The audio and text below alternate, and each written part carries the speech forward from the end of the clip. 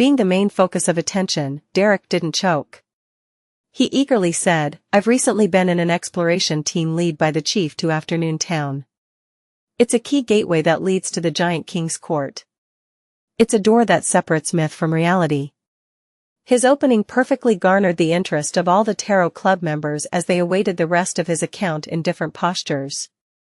Derek skipped the unimportant experiences that they had during the journey, and he directly started his story from Afternoon Town.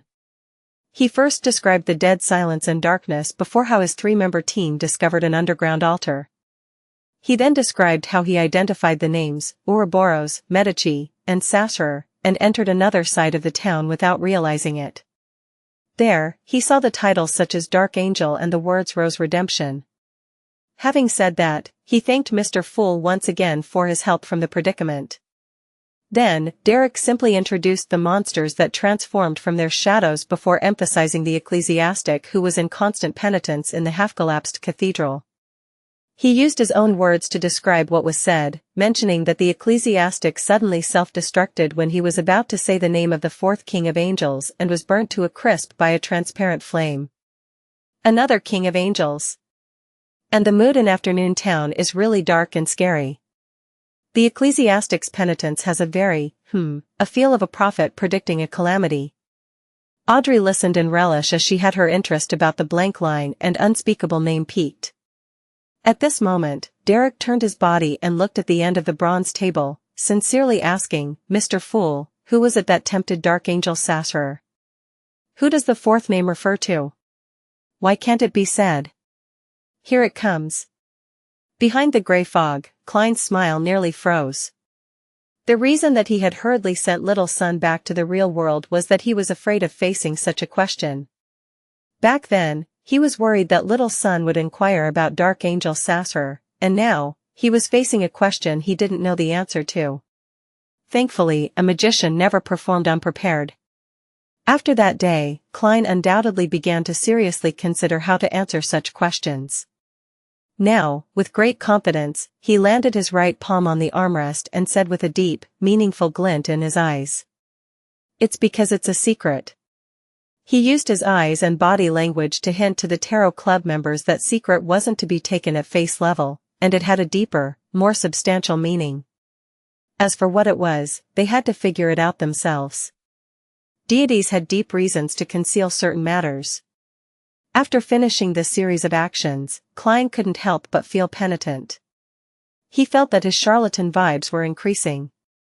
Meanwhile, he felt regret that the hermit's prying into his secrets was a result of his temptations. This was because Mr. Fool would use his eyes and body language to provide additional hints. Therefore, all the members would subconsciously observe his attitude. "That's because I have no solutions. Without doing this, how am I supposed to continue the act? It's not like I'm a real evil god." Klein sighed silently. "Secret? The name itself is a secret? The content which Mr. Fool wishes to point out is in here? Which names are secrets themselves? True gods at sequence 0? Alger instantly thought of many things as he came up with a theory by combining many of the matters which Little Sun had previously mentioned. When a name itself becomes a secret, it means that the matter involves a true god. Furthermore, it's very likely to have the Evernight goddess involved. It's because she's the mother of secrets. The extreme danger of the darkness in the forsaken land of the gods indirectly proves this point. Catlia came up with an unconfirmed theory based on the knowledge she had and the hint from Mr. Fool. Meanwhile, she was almost certain that the calamity the ecclesiastic was referring to was the cataclysm that ended the third epoch.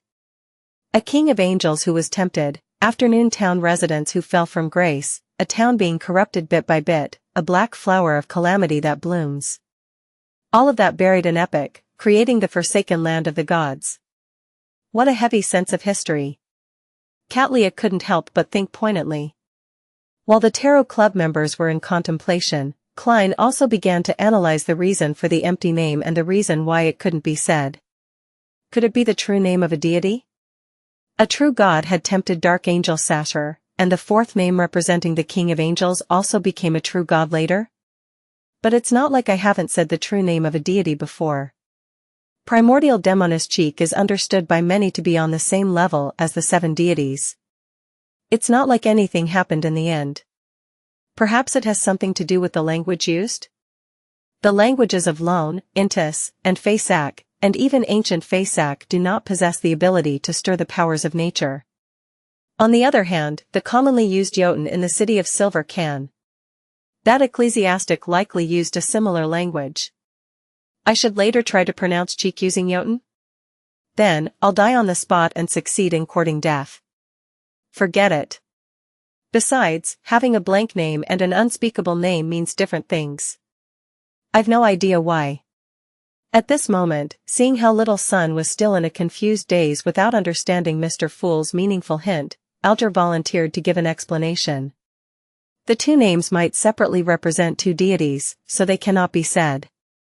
Perhaps the true creator had tempted Dark Angel Sasser, leading to the fall from grace of the few kings of angels and the residents of Afternoon Town. This brought about a great calamity. It's why he has a temple and statue in your forsaken land of the gods. The fourth name that corresponds to a king of angels might have benefited greatly from the calamity and succeeded in advancing to become a true god. This is similar to my guess, but they can't be confirmed. Catlia didn't supplement, as she didn't believe that their theories were facts. Audrey, Furs, and Emlyn listened attentively as they couldn't help but feel poignant that the Tarot Club often made things appear especially high-end when discussing such matters. Things like kings of angels, evil gods, and real gods, or ancient secrets all depended on a single word. Is that so? I get it. Derek came to a realization as he earnestly thanked Mr. Fool once again. Just as he was about to turn around, he suddenly recalled something and worriedly asked, Mr. Fool, is the crux to leaving the forsaken land of the gods really in the Giant King's court? After all this time, he had already accepted Mr. Hanged Man's take that the region where the City of Silver was located was known as the Forsaken Land of the Gods. That's what I believe, but the problem is that I'm unable to confirm it. To not search for the sea and switch to exploring the Giant King's court was likely Shepherd Lovia's suggestion. This can partially verify my theory, but it cannot eliminate the possibility that it's a conspiracy. The Fool Klein's smile nearly froze again. His thoughts raced as he quickly thought of a solution that didn't need him to give a direct answer without tarnishing Mr. Fool's reputation. He immediately gave a relaxed chuckle, turned his head at the hermit Catlia. Speaking of this matter, Bernadette already knows the method for entering the forsaken land of the gods. Catlia immediately recalled her vague memories of the dream and subconsciously looked at the end of the bronze table. It's that shadow? Before she finished speaking, she suddenly realized that she was sizing up Mr. Fool again. She hurriedly closed her eyes and said, My eye of mystery prying is instinctive. It can only be enhanced. And not be deactivated. I need to rely on a mystical item to seal it. But it doesn't exist here. Is that so? Klein nodded gently. You can conjure a pair of glasses. Yes, Mr. Fool. Catlia followed the instructions and conjured a pair of glasses. During this process, Klein stirred a minute amount of the power above the gray fog and infused them into the pair of glasses.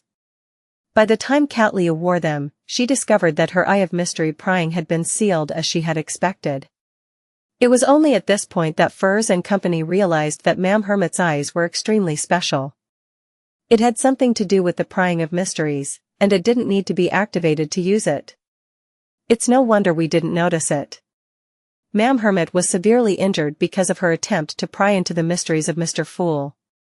Audrey moved her lips in enlightenment, having one of her questions answered.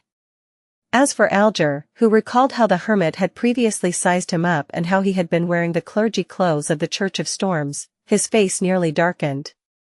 Klein didn't wait for the members to calm down. He chuckled and replied to Catlia's previous question. It's that shadow. The shadow of the Giant King's court. So it's the shadow of the Giant King's court. Catlia muttered in pleasant surprise. Then, her mind went adrift as she thought, she likely also knows this answer. Derek spent a few seconds to digest the conversation between Ma'am Hermit and Mr. Fool, and he vaguely came to a realization. The key to entering the forsaken land of the gods had to do with the shadow of the giant king's court. Therefore, the crux to leaving the forsaken land of the gods is really in the giant king's court. Derek's heart palpitated as he bowed his head in excitement. Thank you for your answer, Mr. Fool. Phew. Klein silently heaved a sigh of relief. He felt that such a situation was extremely draining on his brain. Alger kept his emotions in check as he looked around before looking at the hermit. Where's the shadow of the giant king's court? He didn't dare ask Mr. Fool, as his question about the forsaken land of the gods had previously been rejected. Katlia answered frankly, in the waters on the easternmost front of the Sonia Sea. In the dream of the night time there. I happen to wish to share with all of you what I encountered this time. Audrey and Fur simultaneously slowed their breathing as they waited excitedly for Ma'am Hermit to recount her encounters, which were bound to be fantastic. Katlia controlled herself without looking at the world Gehrman. She said in a deep and slow voice, northeast from the Gargas archipelago, there's a safe sea route that allows one to enter those dangerous waters. She began her description with the deep abyss which separated the seas, the sun chariot which couldn't be viewed directly, the night which required sleeping, the terrifying ravings that filled the entire sea, and the shadow of the giant king's court which stood on the opposite mountain peak in the dream world. During this process, she didn't mention Gehrman Sparrow at all, deliberately avoiding any mention of him. As for the abnormalities that happened en route, she described them simply, such as the remnant aura of Mother Earth which caused hair to grow rapidly. Towards the end, she placed her focus on the ruin with the sleeping corpse and the adventurer's sailboat which had the words written in blood, Fountain of Unaging. This might mean that the Fountain of Unaging is in that ruin, and the corpse that produced such loud breathing is the keeper. Katlia mentioned the common theories on the future, but it didn't mean that it was hers. Fountain of Unaging. One of the 6 major treasures at sea.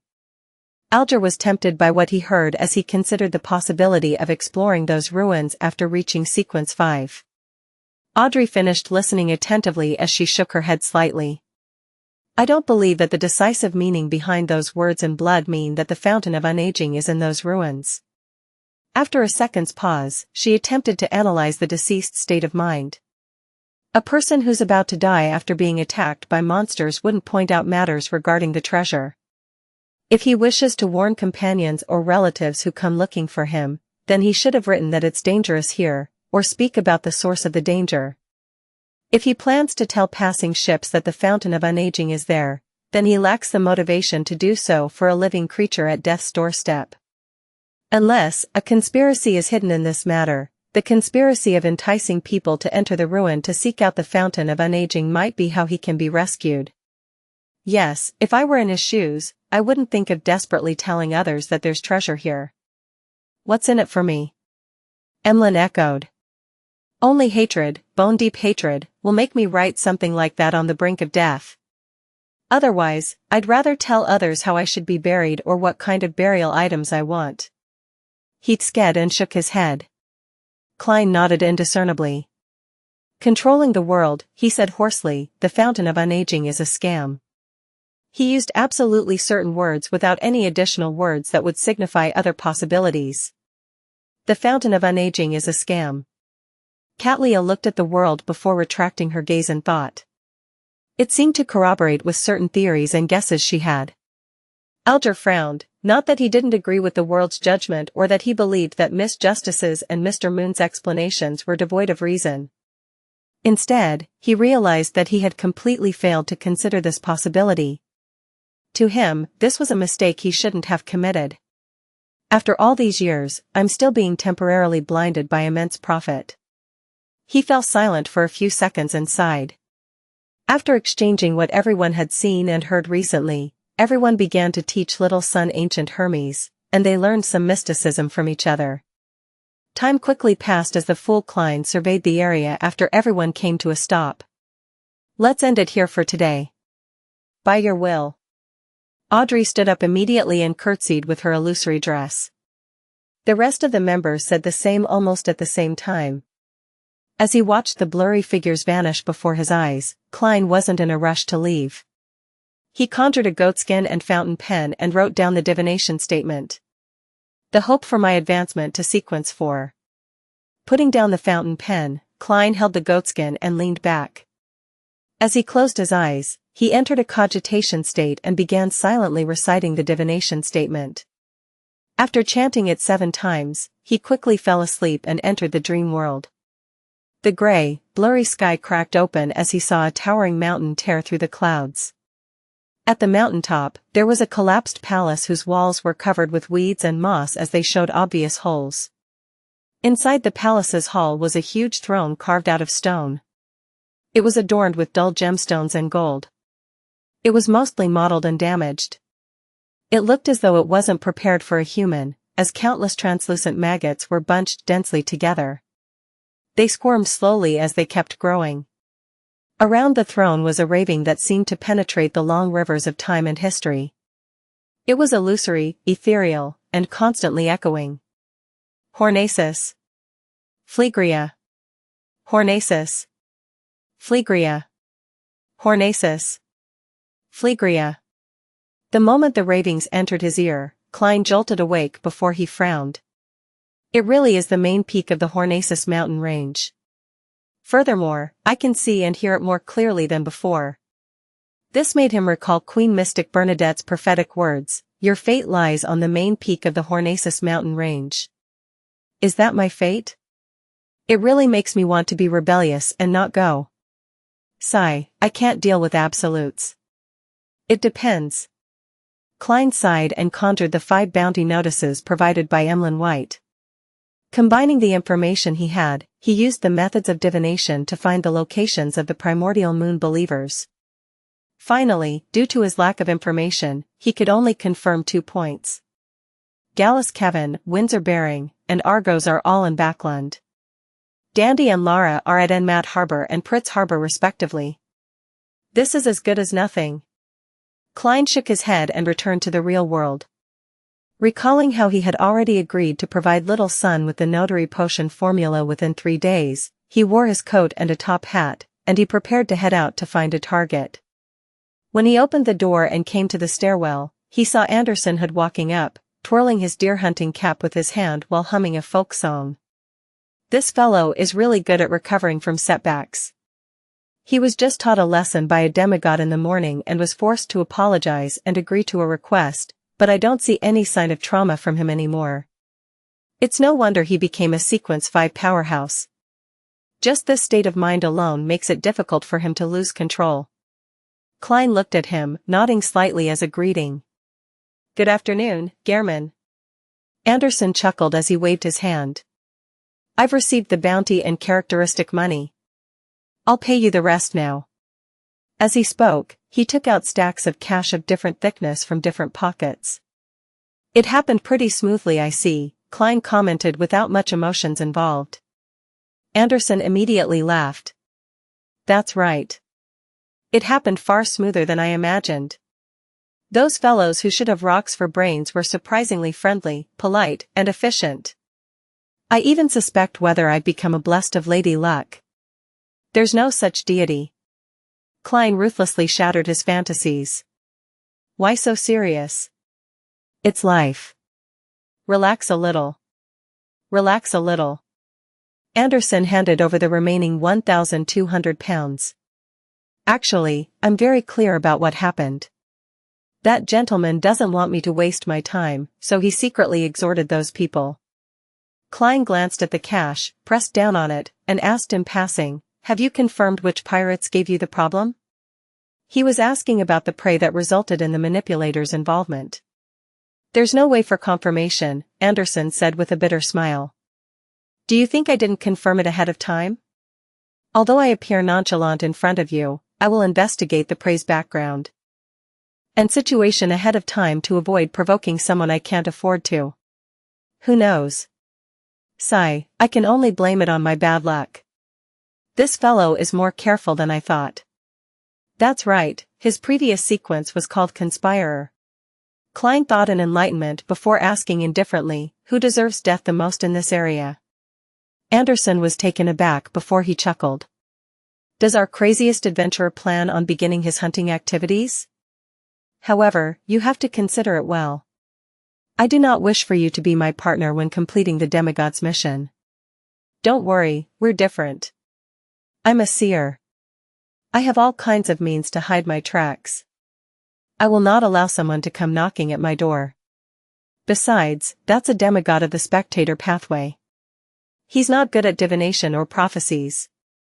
Klein maintained his cold attitude that was unique to Gehrman and said, "You don't have to bother."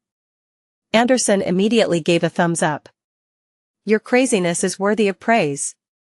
He thought for a moment and added, "The person who deserves death the most is Malsona from the Lone's new party. He's one of the pirate's best friends.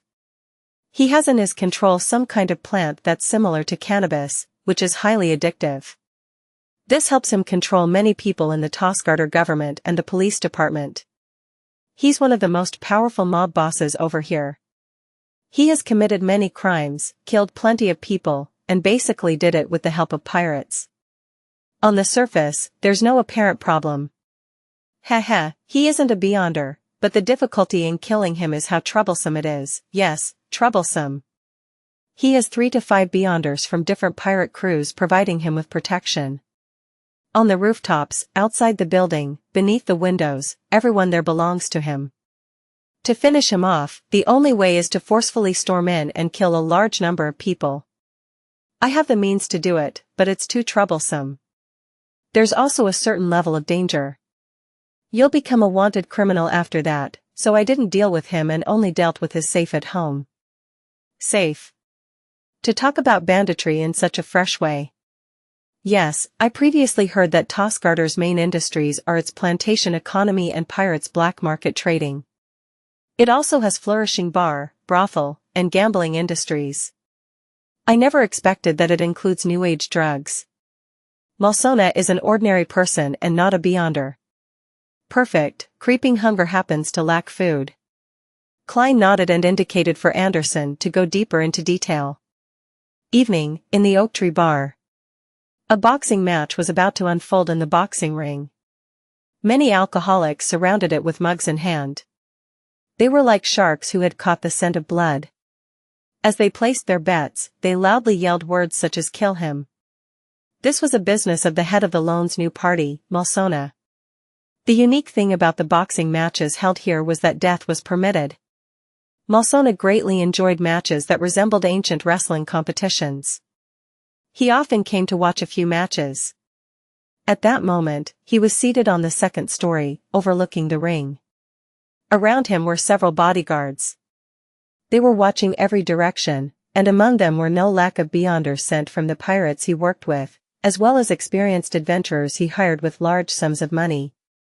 These people either had their backs or sides facing Malsona as they surrounded him, and they prevented anyone from approaching him. Revolvers, rifles, and hunting rifles were all aimed outside to leave the masses intimidated. After confirming the situation, Klein pressed down on his top hat, entered the bar, and saw Malsona sucking on a cigar. This mob boss had a very discernible face. Be it his brandy nose or thin brows, they were all very unique. Klein retracted his gaze and first went to the bar to get a cup of local malt beer worth 4 pence. Then, he made his way to the railing beneath the second floor. Although he wasn't directly under Malsona, as it was heavily guarded, he was already not very far from him. "I'm within 5 meters. Klein silently muttered to himself, raised his cup of beer, and looked at the boxing ring. 683 So you are here as well plus, turn off reset. Black spirit body threads that stemmed from different life forms appeared in Klein's vision, but he didn't immediately extend his spirituality to attempt to control them. After distinguishing and confirming which spirit body threads belonged to Malsona, he gulped a mouthful of malt beer as he began to focus on the boxing match in the ring, just like a real member of the audience. The two boxers had their tops bare and didn't wear any protective gear. They fought all out, constantly clashing with each other as fist met flesh, and the situation quickly escalated to a fervor. Many of the alcoholic gamblers had adrenaline pumping through them as they shouted for the boxer they supported passionately, yelling, "Kill him! Finish that son of a b***tch." On the second floor, Malsona also forgot the cigar in his hand as he was fixated on the ring below, his hands clenched tightly into fists. Apart from those who had to have their backs facing him because they were keeping tabs on any suspicious people or watching the important regions such as the rooftop or area beneath, the people around him couldn't help but have their eyes peeled to the intense boxing match. Klein raised his hand again, gulping a mouthful of beer as though he was out of breath from the tense atmosphere. At this moment, his spirituality silently extended and grabbed onto the illusory black threads corresponding to Malsona. 1 second, 2 seconds, 3 seconds.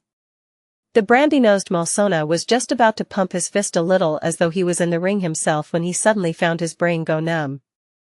He felt the surroundings abruptly turn odd, as though several panes of glass were in between him and them. Malsona immediately discovered that his thoughts had clearly slowed down, as though all the parts in his brain had suddenly rusted.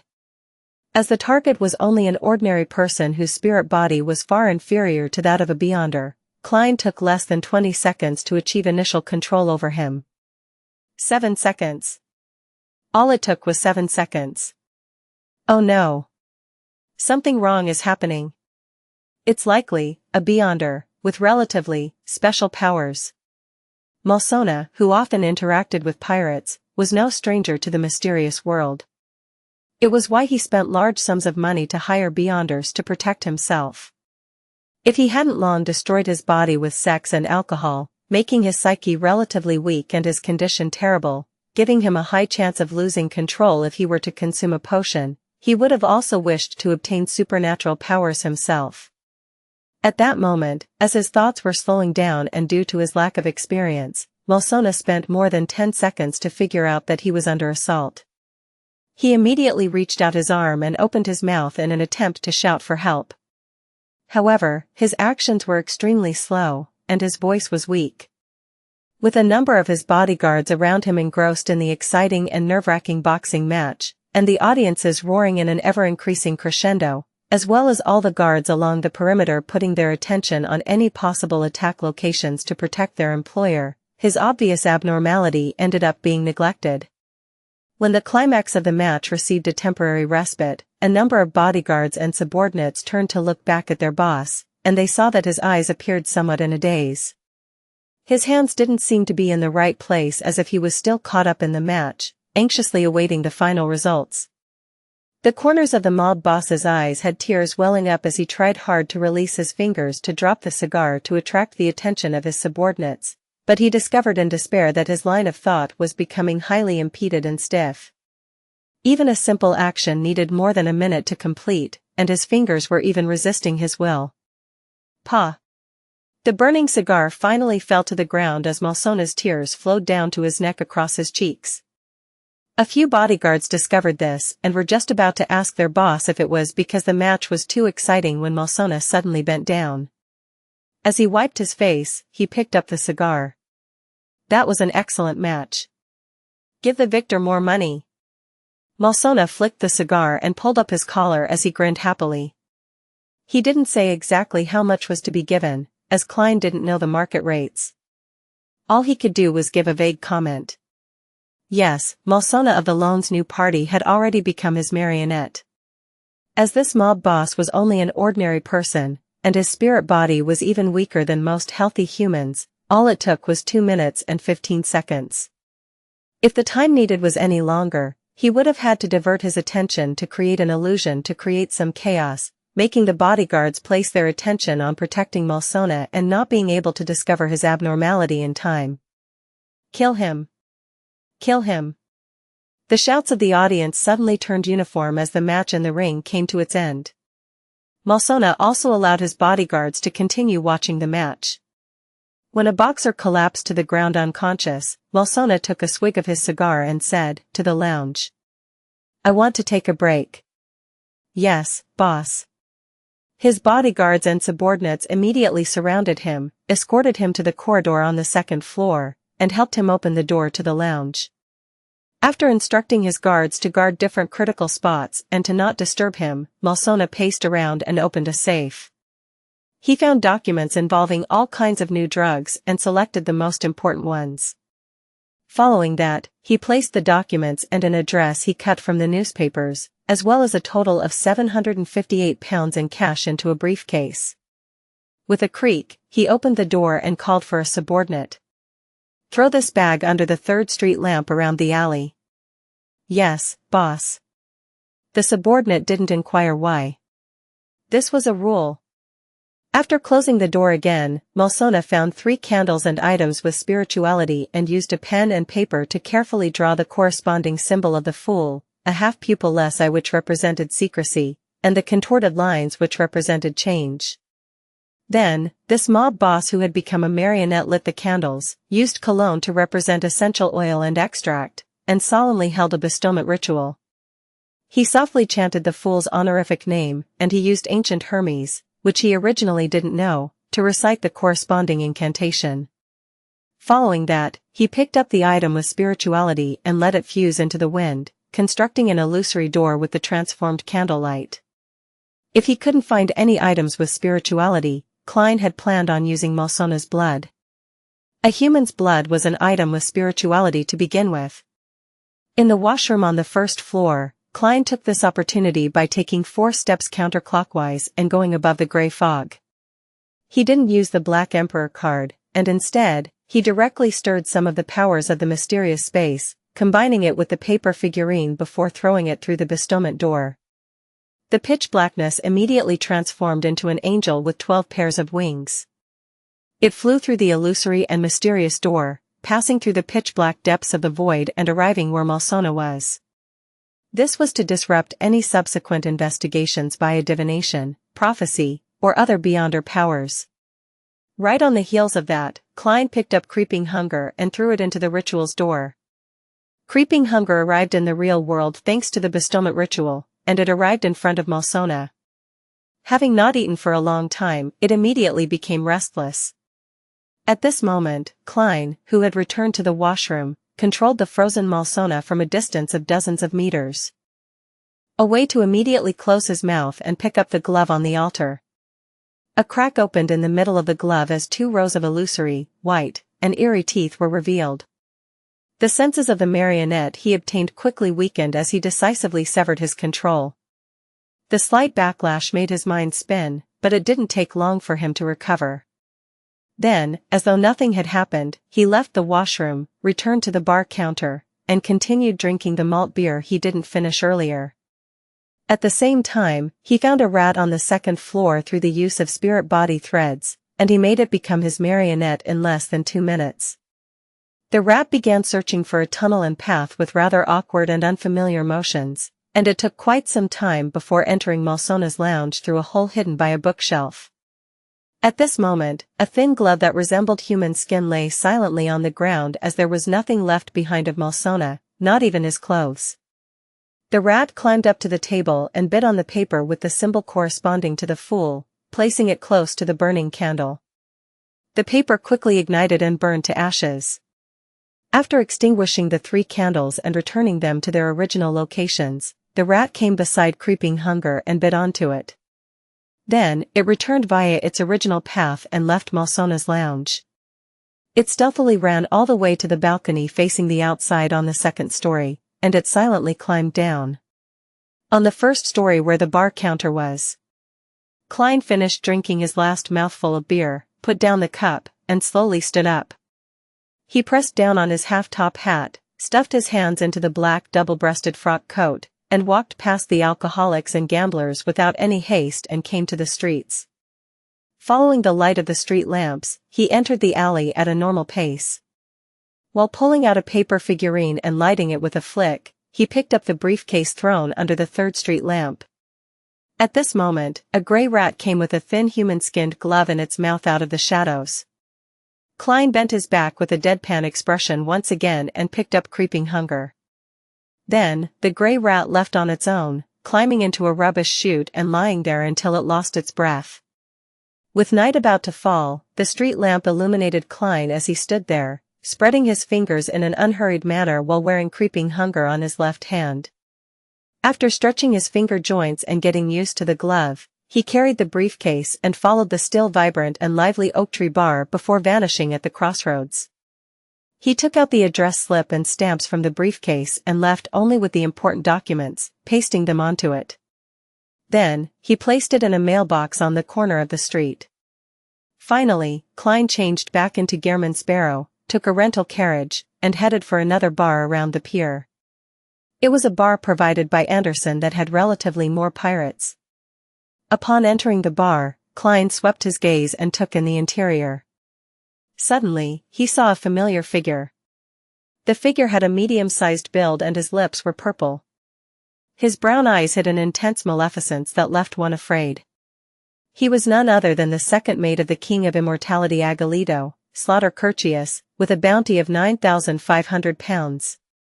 Clearly, after escaping via the exit of the dangerous waters, the death announcer had arrived in the nearby Tosgarter Island in search of replenishments. So you are here as well. The corners of Klein's mouth curled up slightly, discovering in a chance encounter the devil who couldn't be more suitable for hunting. Just as he generated that ill intent, Curtius sensed him and turned his head to the entrance of the bar. Klein didn't hesitate to grab a beer on the table beside him and threw it over. Right on the heels of that, he drew his revolver and coldly aimed. Bang! Gotcha! Curtius only half turned his body as the cup of beer hit the round table beside him, smashing to pieces. Amidst the gunfire, he didn't attempt to dodge, as though he had instinctively seen through the illusion. It was as though he had a spring installed in him as he bounced to the forefront amongst the gamblers and alcoholics who were crouched down or scattered. His gaze was locked onto the cold adventurer wearing a suit by the door. Gehrman Sparrow. Curtius's pupils constricted as he opened his mouth and chanted the language of foulness that stemmed from the abyss. At this moment, Klein truly pulled the trigger as a pale golden bullet that appeared to be scooped out of boiling hot water shot out, going straight for the slaughterer who had a bounty of 9,500 pounds. However, all Curtius did was gently lift his right hand and spread his fingers to produce a light blue flame in his palm. Then, he grabbed the bullet in an unimaginable manner. The bullet entered a cage as the light blue flame solidified. Following that, the bullet emitted sunlight, just enough of it to neutralize everything. Two figures stood up beside Curtius, one of them was a short-haired woman wielding dual pistols, and the other was a boorish man in boxing gloves. Clearly, Curtius didn't come to Tosgarter's pier in search for supplies alone. Or it should be said that he definitely had partners he knew here. 3 Beyonders. Curtius might even be a Sequence 5. At that moment, Klein nearly blurted out something along the lines of, "Sorry, my bad." One couldn't make any preparations when attacking a devil, relying on complete chance. Furthermore, there couldn't be any hesitation, otherwise, the devil would immediately detect the ill intent and danger. However, under such situations, it was truly hard to tell who held the advantage in such situations. Klein didn't hesitate to turn around while holding his revolver. Then, he agilely dashed for the staircase leading to the bar's second story amidst the crowd and above the crouching alcoholics. Just as he dashed in, a light blue fireball smashed into the side of the staircase before instantly exploding. Boom! A tiny part of the bottom of the staircase collapsed as the bar began to tremble. The strong smell of sulfur spread. Curtius and his two companions didn't delay as they jumped across the first few steps of the staircase in fervent pursuit of Gehrman Sparrow. Tap. Tap. Tap. Klein ran for the second story, and midway, he quickly began his examination of the corresponding spirit body threads. This allowed him to easily find an empty room without any humans. He turned around, took a step, and was about to enter the door before jumping off the window to escape from the bar. At that moment, Curtius and his two companions chased up to the second story, and upon seeing this scene, they tacitly split up. The former continued the pursuit, while the latter entered the rooms on the same side in a bid to head down to intercept Gehrman. And Klein was waiting precisely for this opportunity. He suddenly half-turned his body as his left black-gloved hand grabbed at the air. The woman with the dual pistols and the man in boxing gloves continued their actions without detecting any abnormalities. They rushed into the other rooms, jumped off the windows, and went far away without returning. Their goal and actions of separate and intercept had allowed Klein to use the Baron of Corruption's distortion to change it to separate and take action alone. This wouldn't last very long, but it was enough time for Klein to fight Curtius one-on-one for a brief moment. Boom. Having completed distortion, he fell to the ground, rolling inside the building and avoiding the light blue fireball which Curtius kept shooting out. Amidst the incessant booming, the buildings where the bar originally was wavered as though it had experienced an earthquake. Right on the heels of that, Curtius rapidly lunged forward, entering the rather vast room.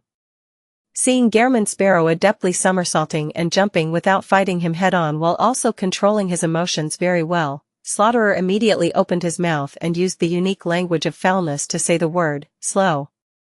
The entire room and all the objects inside seemed to calm down. Klein's somersaulting actions slowed down significantly and weren't as smooth as before. Curtius didn't hesitate to lock onto his target as he followed up with another word of the devil language. Die. Klein's figure instantly froze as he stood rooted on the spot and gradually turned faint and thin, becoming a paper figurine filled with spotted red rust. At the same time, he surfaced by the side of the door, wearing a half-top hat and black double-breasted frock suit. He reached out his black-gloved hand, grabbed the handle, and shut the door to the collapsing room with a pull. Creak. The din outside vanished as the room seemed to stand out alone, becoming a firm cage. Upon seeing this, Curtius's body swelled as his clothes tore. He instantly transformed into a behemoth nearly 3 meters tall. His skin appeared dark, but it was dark black and sinister. Goat horns filled with countless mysterious patterns grew on his head as a pair of bat wings on his back spread open. Swirling around him were light blue flames that emitted the strong smell of sulfur. So. Light blue fireballs shot out in unison, blanketing the region around the door. At the same time, the redness in Curtius's eyes bloomed as he said with the extremely corruptive words of the devil, corruption. This was also an area of effect attack. The light blue in his eyes filled up as Klein clenched his left hand, which wore a sinister and noble glove, and quickly did a half-twist. The fireballs immediately lost their trajectories and acted chaotically as though in random motion. They smashed into the ceiling, the door, ground, or flew backward at Curtius. Immediately, the booming sounds in the room undulated. The seal created by the power of distortion suffered an intense blow as it trembled, but it didn't show any signs of damage. The light blue flame soared into the sky as the smell of sulfur spread. Klein's body suddenly bent down as his body was covered in a layer of clearly sticky black liquid. Bang! His figure exploded, turning into torn pieces of paper and corrupted black fog. Immediately following that, he surfaced on the other side, his skin a clear dark shade. His clothes were torn from the explosive force and the flames from the abyss. Corruption, which had splash damage, was useful against his paper figurine substitutes to a certain extent, inflicting damage to a certain degree via an unavoidable influence. And the aftermath of the explosion wasn't within Klein's control. Similarly, it dealt damage to him. However, upon their first encounter, Klein had given Curtius a cup of beer, completing the bribe, therefore attacks and control effects directed at him were greatly negated. Curtius clearly didn't expect the minor influence that corruption had dealt to Gehrman Sparrow. Just as he pulled out a long blade formed entirely of flames, and before he could unleash his speed and strength in a fervent attack, he saw his opponent's left hand's glove transform as though it was made of gold. 2 blinding streaks of lightning tore out of Klein's eyes. Psychic piercing. Ah! Curtius instantly let out a tragic cry as he felt as though 100 bottles of holy water had been infused into his mind. He was rich in actual combat experience and, knowing that having been struck by a psyche attack, knew that he would subsequently suffer a series of relentlessness attacks. Hence, he instinctively transformed into a pitch-black liquid and began spreading across the floor. The liquid appeared to be the coalescence of the darkest and evilest desires of a person's heart as the liquid spread across the room towards Gehrman Sparrow, as though it would corrupt everything. This state is truly perfect. In a battle encounter, either party would suffer the problem of not being sufficiently prepared. Thankfully, I've always remembered the suspected desire apostle I encountered, and I've completely held back all desires and emotions. Klein didn't dodge as the glove on his left hand rapidly bloomed with pure and clean sunlight. He spread out his arms, allowing a pillar of holy light that had golden flames swirling around it descend from the sky. It illuminated every corner and every shadow of the room. The column of light struck the richest parts of the pitch-black liquid as it radiated outwards in a rippling manner. Amidst the bright and holy light, the pitch-black liquid quickly evaporated and mostly vanished. Curtius hurriedly materialized his body and reformed near the window. He still maintained his state as a 3-meter-tall devil. He was as calm as always, but he could hardly hold back his intense bloodlust and desire to kill. The present him was already rather weak. He didn't dare to circle around Gehrman Sparrow as he waited for him to show any emotion so as to control his desires. He ignited the 2 mysterious goat horns on his head in an attempt to forcefully attack his enemy's psyche, inducing emotions to a certain degree in an unavoidable manner. Once he had any desires or emotions, the situation would be in the Desire Apostle's control. At that moment, Curtius's head suddenly turned numb, causing him to nearly lose the thoughts he previously had.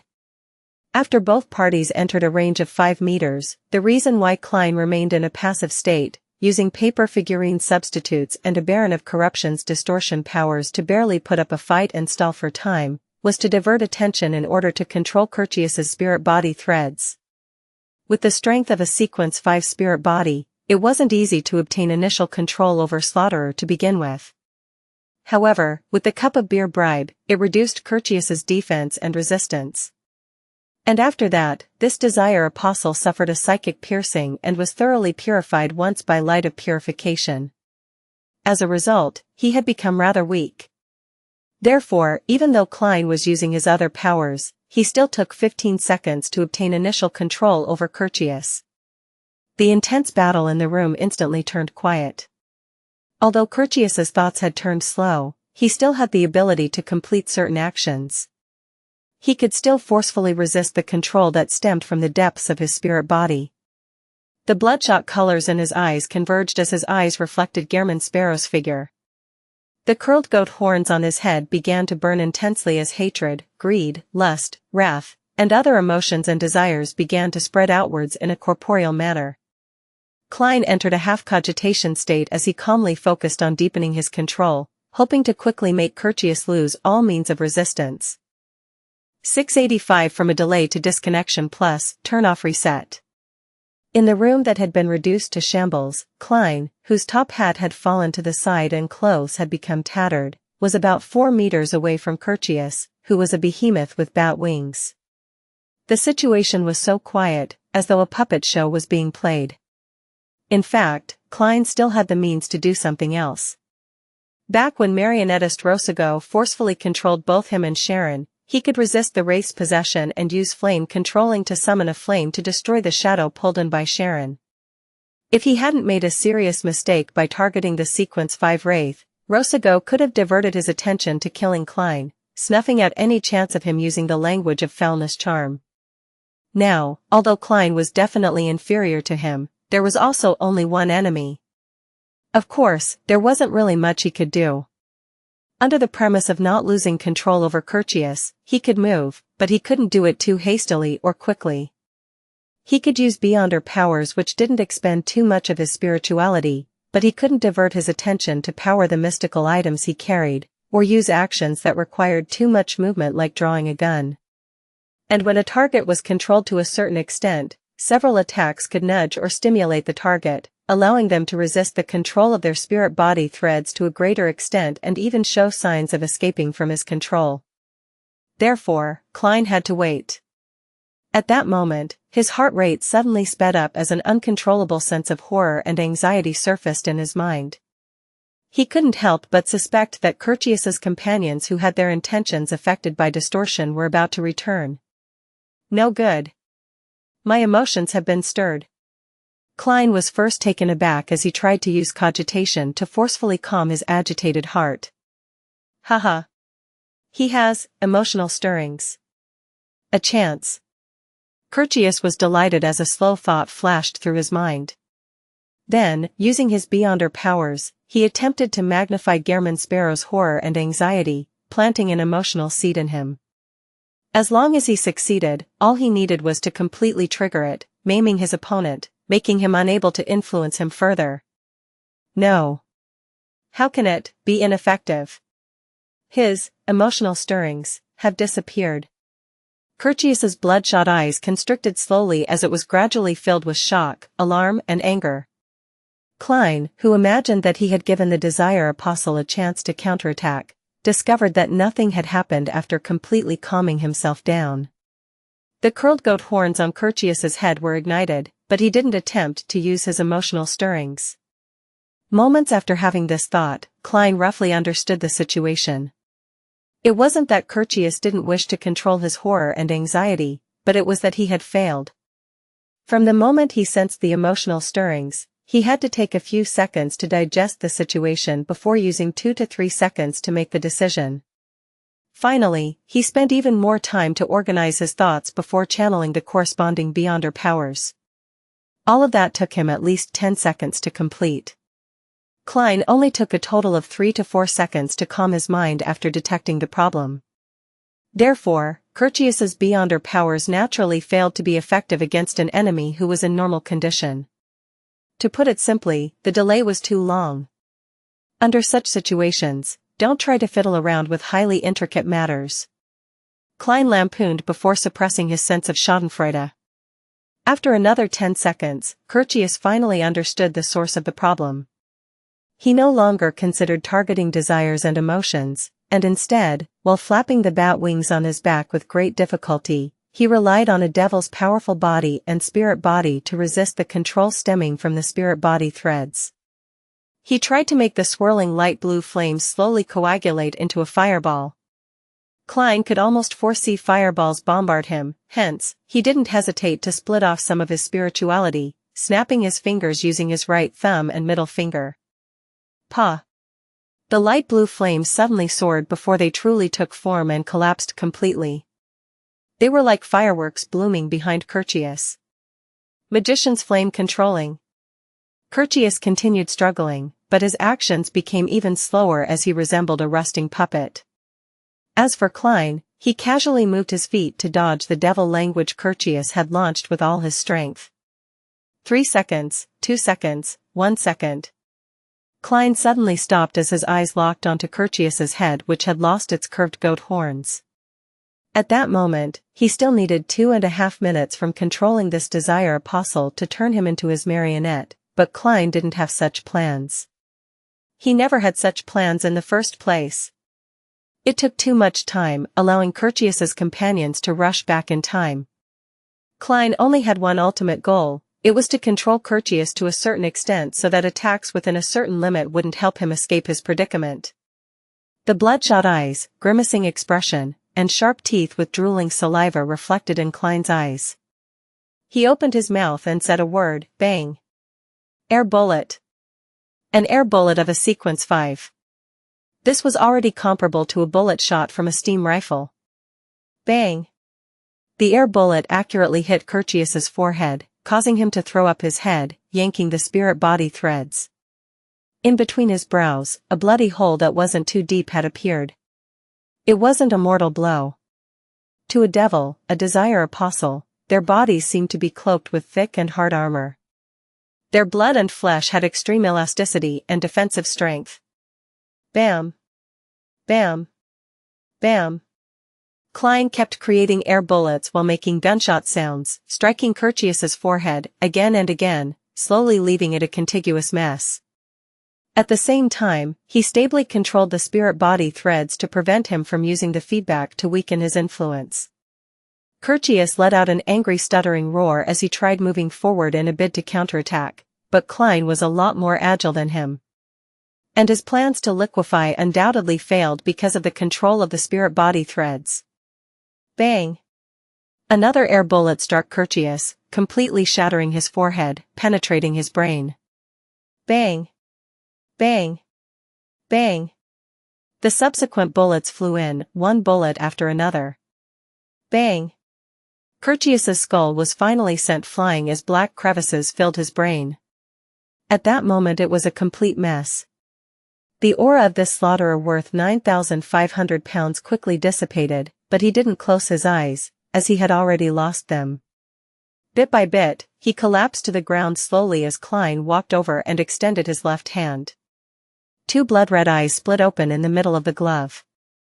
A cold and eerie wind appeared as Slaughterer Curtius's spirit body, as well as his black fog-like Beyonder characteristic shot towards creeping hunger amidst screams before fixing itself to a blank finger. Soon, the glove turned black once again, but this time it was profound and pure, resembling countless squirming dots of the same color formed one layer after another. Klein sensed the changes for 2 seconds before walking towards the shattered window, feeling somewhat disappointed and also somewhat delighted. When grazing Curtius, he had actually considered which Beyonder powers he wished to receive and which he didn't wish to receive. The one he didn't wish for was the danger premonition of a devil, as this needed to have creeping hunger constantly activated while maintaining Curtius's soul. And this meant that he needed to feed the glove every day, which spelled an extreme inconvenience for himself. Furthermore, this also overlapped with his powers as a seer to a certain extent. As for whether the danger premonition of a devil worked after making it into his marionette, Klein believed that it was targeted on the marionette and had nothing to do with its controller. What Klein wished for the most was to draw the Desire Apostle's Beyonder powers of using a target's emotional stirrings or the use of any of the language of foulness, with the best being death or corruption. At that moment, he had been quite lucky to obtain 3 Beyonder powers. One of them was language of foulness, but it wasn't death or corruption, but slow. This allowed all targets in a 7 to 8 meter radius to instantly turn numb or even come to a halt.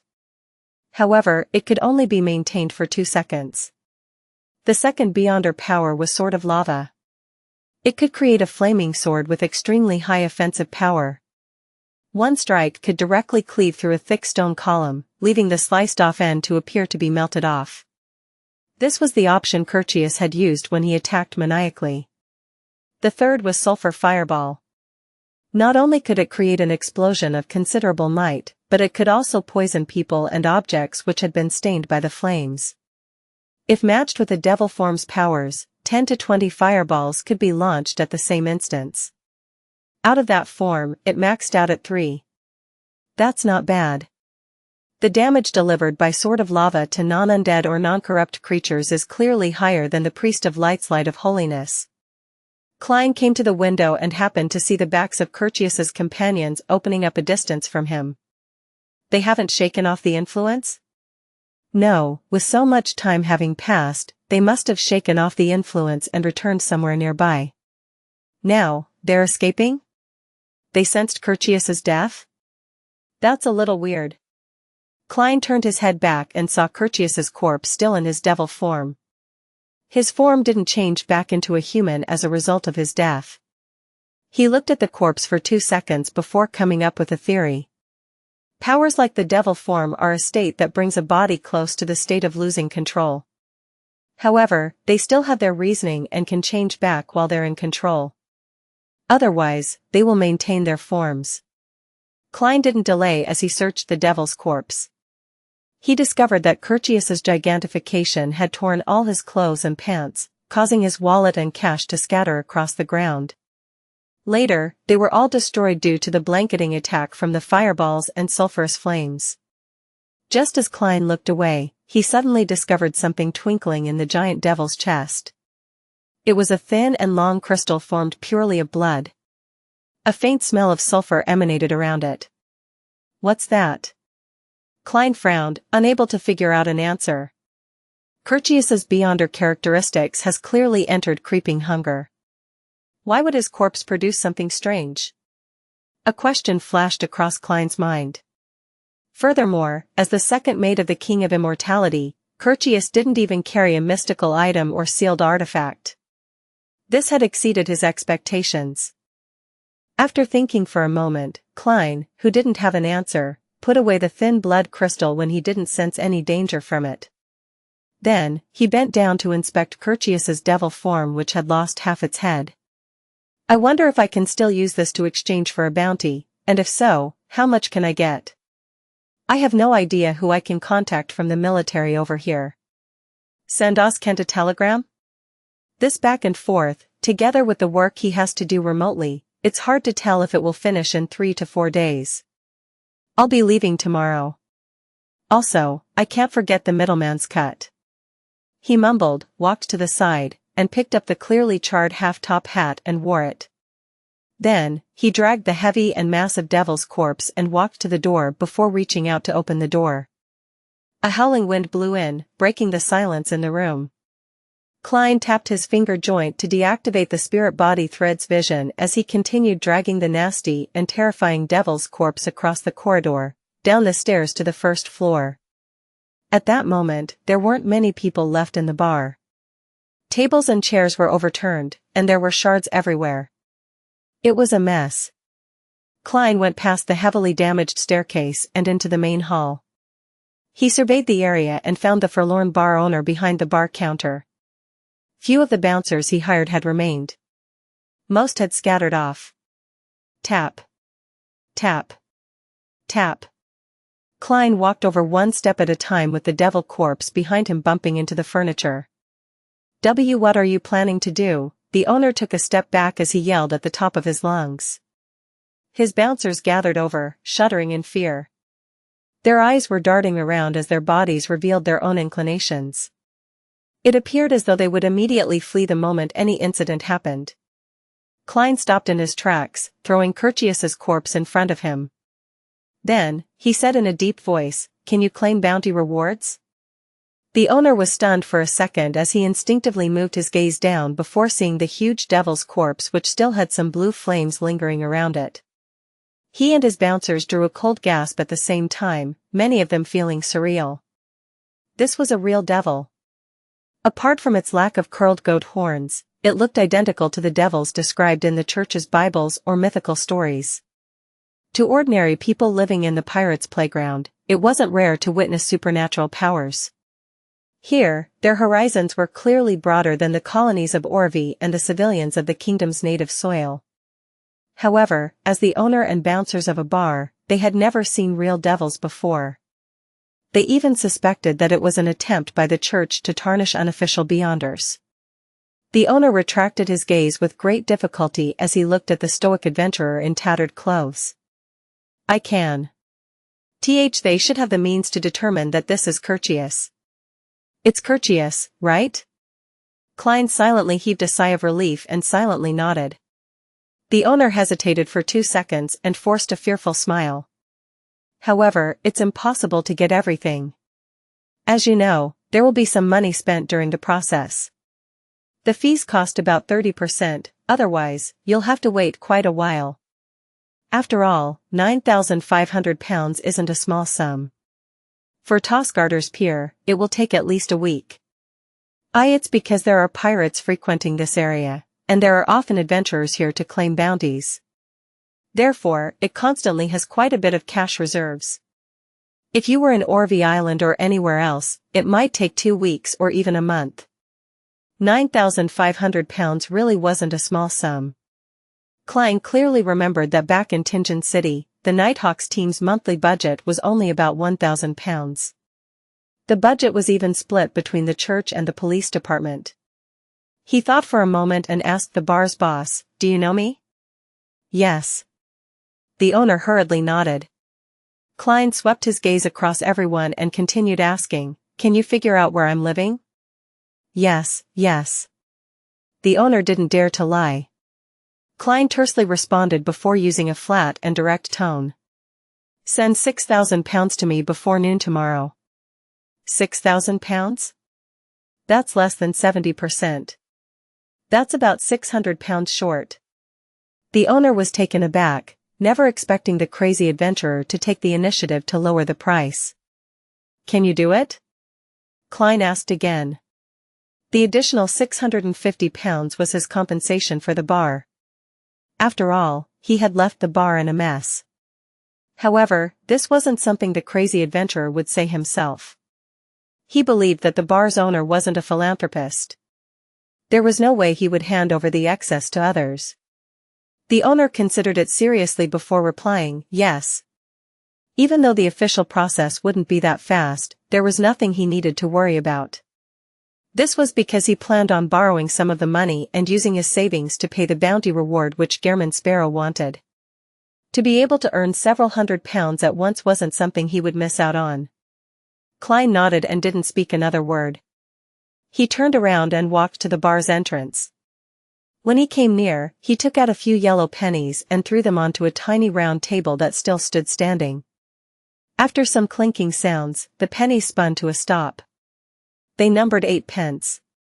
While doing this action, the black-suited Klein didn't stop walking. His figure soon disappeared from the entrance. What's the meaning of that? The owner said with a surprised and blank look. Most of the bouncers shook their heads with the same expression, indicating that they didn't know Gehrman Sparrow's motive. Only a bouncer who had been standing guard by the door thought with a frown. Then, he said uncertainty, when he first entered, he took someone's cup of beer and threw it at Curtius. This is the compensation for that cup of beer, as well as the cup. The bar fell into silence once again. Although the owner and bouncers couldn't accept such an explanation, they had the baffling feeling that this matched the style of the crazy adventurer, Gehrman Sparrow. Another set of clothes ruined. That's nearly £9. Thankfully, I made quite a lot this time. Yes, I'll have to make another set tomorrow. After turning into another street, Klein stopped and observed himself. He wasn't in a rush to return to the hotel he stayed at. He first followed the information provided by the head honcho of the loan's new party, Malsona, and found a policeman who was controlled by drugs. The man helped the gangs commit several sordid deeds, to the point of creating a scheme to kill a witness. He channeled his spirit to confirm his crimes before allowing creeping hunger to enjoy a true feast for the day. After doing that, Klein returned to his hotel via a carriage and entered his room. After setting up the altar, he used a ritual to send creeping hunger and the thin blood crystal above the grey fog. Sitting at the end of the long bronze table, Klein didn't hesitate to pick up the glove and release the soul of the priest of light. This Sequence 5 powerhouse had a thin face and an elegant bearing. He was an amiable elder, and he wore a simple white clergyman's robe. He bowed to express his gratitude to the mysterious existence who was concealed by the grey fog. Klein gently nodded as a response. Then, he conjured pen and paper and wrote down the divination statement, the potion formulas for the sequences above the sun pathways sequence 7. Leaning back into his seat, he began using dream divination to communicate with the spirit. The grayish world quickly changed. He saw the priest of light roll open a piece of brownish goatskin in a room filled with sunlight. On it was a formula written in ancient Fasak, sequence 6, notary. Main ingredients: 1 set of crystallized roots of the tree of elders, 5 feathers of a spirit-packed bird. Supplementary ingredients: 100 milliliters of radiant spirit-packed trees juice, 1 golden-rimmed sunflower, 1 white-rimmed sunflower, 5 drops of aqua fern juice. After the scene paused for a few seconds, ripples surfaced again, outlining an opulent hall filled with golden statues. Inside the hall, a man covered in pure light that prevented one from looking straight at him said to a half-centenarian elder, "This is the potion formula for the priest of light. Remember, dispel the darkness and praise the sun." The elder received it in excitement and spread open the ancient goatskin. Sequence 5, Priest of Light.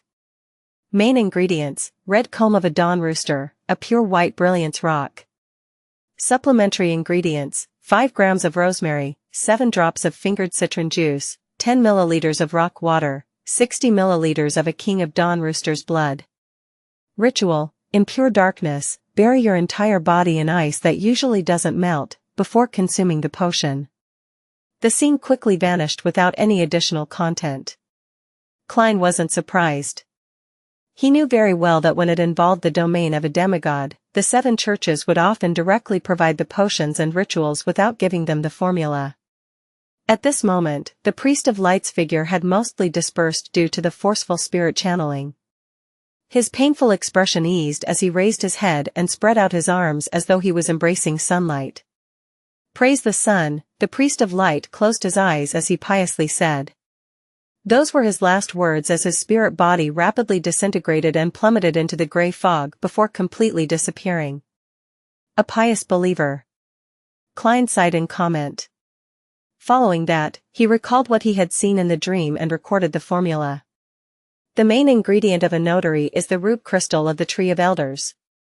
I remember that Miss Justice's psychiatrist potion requires the fruit of the Tree of Elders. From the looks of it, the spectator and sun pathways might be interchangeable at high sequences.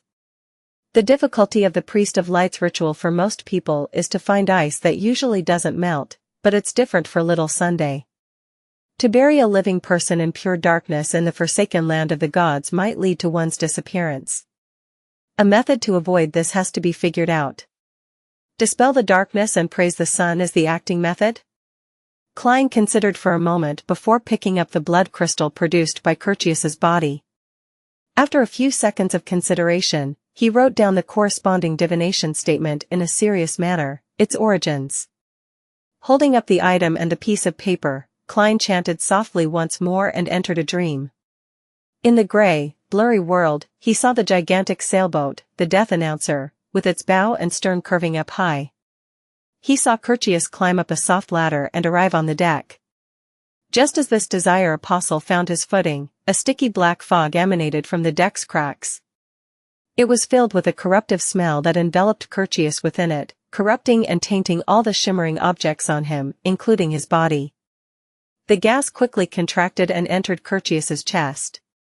The color gradually turned red, as though it was a bloodstain. Finally, everything was restored to normal. Curtius genuflected as he said to the deck, "Your will is my will." Great Death Announcer. Following that, the scene shattered as Klein opened his eyes. He sat straight and looked at the thin and long blood crystal. In thought, he silently said, "The Death Announcer is alive? A sealed artifact with living traits? This crystal is the source of its control over its crew, and it comes equipped with an intense corruptive force. Therefore, mystical items of low levels will be corrupted by it?" Picking up the blood crystal and smelling the faint smell of sulfur, Klein could vaguely sense the corrosive powers hidden deep within. Legend has it that the abyss is an area with the greatest powers of corruption. Even an angel will fall and lose control there. The people guarding the abyss will eventually be assimilated by the abyss. The characteristic shown by the Desire Apostle does match this point. Deepening the assimilation of a Desire Apostle? Klein allowed his thoughts to wander. Soon, he noticed a detail. Curtius had declared loyalty to the Death Announcer, and not to King of Immortality Agolito. Does this mean that the real King of Immortality is the Death Announcer? Agolito is only its spokesperson or the administrator to infect targets? Rumor has it that Agolito isn't a demigod and isn't at sequence 4. He relies solely on the Death Announcer to become one of the 4 kings. If that's the case, his actual situation is worse than I expected. He doesn't even have any autonomy. Of course, I can't eliminate the possibility that he's a sequence 4, and his relationship with the Death Announcer is just one of cooperating partners. He's a demon after all. He's crafty and enjoys misleading people. Klein contemplated for a few seconds before attempting another divination to see if he could obtain any revelation for the blood crystal's usage. He wasn't afraid that it would incur huge trouble for him, or it could be said that he was already prepared to receive any. Even if it was connected to the Devil King in the Abyss, it would at most be equivalent to the backlash from the true creator or eternal blazing Sunday. Klein believed that the gray fog had the means to defend against and suppress it. This is the first time. I won't have my location locked on, so it's not a big problem. Besides, I already divined its origins, and there wasn't any danger. Therefore, the Death Announcer definitely isn't a sequence 0 devil. Isn't that obvious? If it's really a sequence 0 devil, or a sealed artifact at the level of King of Angels, Amon, then there's no need to avoid the joint forces of me, Queen Mystic, Admiral of Stars, and Anderson. Klein realized that he had been frightening himself. He began to seriously begin the dream divination. In the blurry world, he saw a world covered with sticky black fog. A monster formed from dark-colored lumps of flesh squirmed over as its body cavity produced a raging roar, Blatherer. The scene changed, producing an ancient-looking altar which was splashed with fresh blood. Engraved on of it were words and symbols filled with a corruptive feeling. It was as though they were shouting something. The hazy world shattered as Klein slowly opened his eyes and sat straight. He tapped his finger on the edge of the long bronze table and muttered to himself, Blatherer refers to the state before the death announcer became a sealed artifact, a Blatherer from the abyss. Or was it a gigantic monster formed from dark-colored lumps of flesh that became a sealed artifact after being killed by a Blatherer? Regardless, the final confirmation is that there's one ship involved. Otherwise, it wouldn't have solidified into its present state. From the laughter of the person on the brink of losing control, it's very likely that the death announcer corresponds to Blatherer. A preliminary prediction is that it isn't a grade 0 sealed artifact, otherwise, King of Immortality would be the best of the 4 kings. It's probably a sequence 3? Furthermore, Agalito clearly doesn't match well with it. The level of power shown isn't that high. It's at most sequence 4. That corruptive altar that gave off a feeling as though it was shouting suggests that the blood crystal is able to summon a high-level devil? For example, the Blatherer? Having no idea how to summon a high-level devil, nor having any plans on doing so, Klein casually threw the thin blood crystal along with the Beyonder characteristic, the glowing crystal left behind by the Priest of Light, into the junk pile. Then, he perfunctorily named the former, Aura of Blatherer. After doing this, Klein cautiously attempted another divination. It was to confirm if he would encounter any danger that night, danger that came from King of Immortality Agalito. In fact, he already had a prediction for the divination's outcome. King of Immortality Agalito wouldn't touch ground on the island. Firstly, it was because Tosgarter had a hidden demigod. Ordinary Beyonders might not know, but the 4 kings would have some level of understanding. And it was unlikely Agalito would wish to have any head-on conflict with other demigods. Forcefully entering the territory of another person wasn't his style. Secondly, Klein's previous theory had produced a conclusion: Agalito didn't dare to leave the death announcer, and the death announcer had no way of going ashore. Indeed, Klein received the revelation that it would be very safe that night. This meant that he didn't need to change his appearance and move to another hotel. Around 9 in the morning of the next day, Klein saw Anderson Hood appear the moment he walked into the restaurant on the first floor and found a seat. Anderson immediately sat opposite him. This strongest hunter used his fingers to comb his short blonde hair, making it part 70-30. As he looked at Gehrman Sparrow, he sked with a laugh. Impressive, you managed to hunt Curtius even when fighting 1-on-3. The way you dragged the devil's corpse downstairs has already spread throughout Tosgarter Pier. It's said that every pirate with a bounty on their head has decided to distance themselves from your sights. They will not appear anywhere within a 5-kilometer radius from you. Ever since he acquainted himself with Frank Lee, Klein had quit drinking milk. He raised his hand to order a cup of coffee, a piece of white bread, 2 toasts, a roasted pork sausage, and a plate of butter. Then, he replied in an extremely calm manner, "Your ability at gathering intel is pretty good." Anderson chuckled. "This is necessary for a hunter." The Tosgarter adventurers are discussing a serious question as to who is the strongest hunter. When Anderson saw Gehrman Sparrow look up with a cold and ambiguous gaze, his smile froze. "They've all chosen you." After all, this is the Sonia Sea, and not the Fog Sea. Why did you need to add that second sentence? It's just asking for a beating. Klein casually asked, as though being indifferent. Anything else? Anderson suddenly felt his comprehension skills were impeded. Any other intel? Klein repeated himself with more details. There is. Anderson suddenly signaled with his eyes. Malsona from the lone new party has mysteriously disappeared last night. He mysteriously disappeared in his own room while being protected by countless guards. The official explanation is that Malsona has already died. The reason was that he possibly consecrated an evil god or summoned a devil. No one believes that. It's because the Church of Storms has received an anonymous letter that has detailed records of Malsona's crimes, as well as evidence.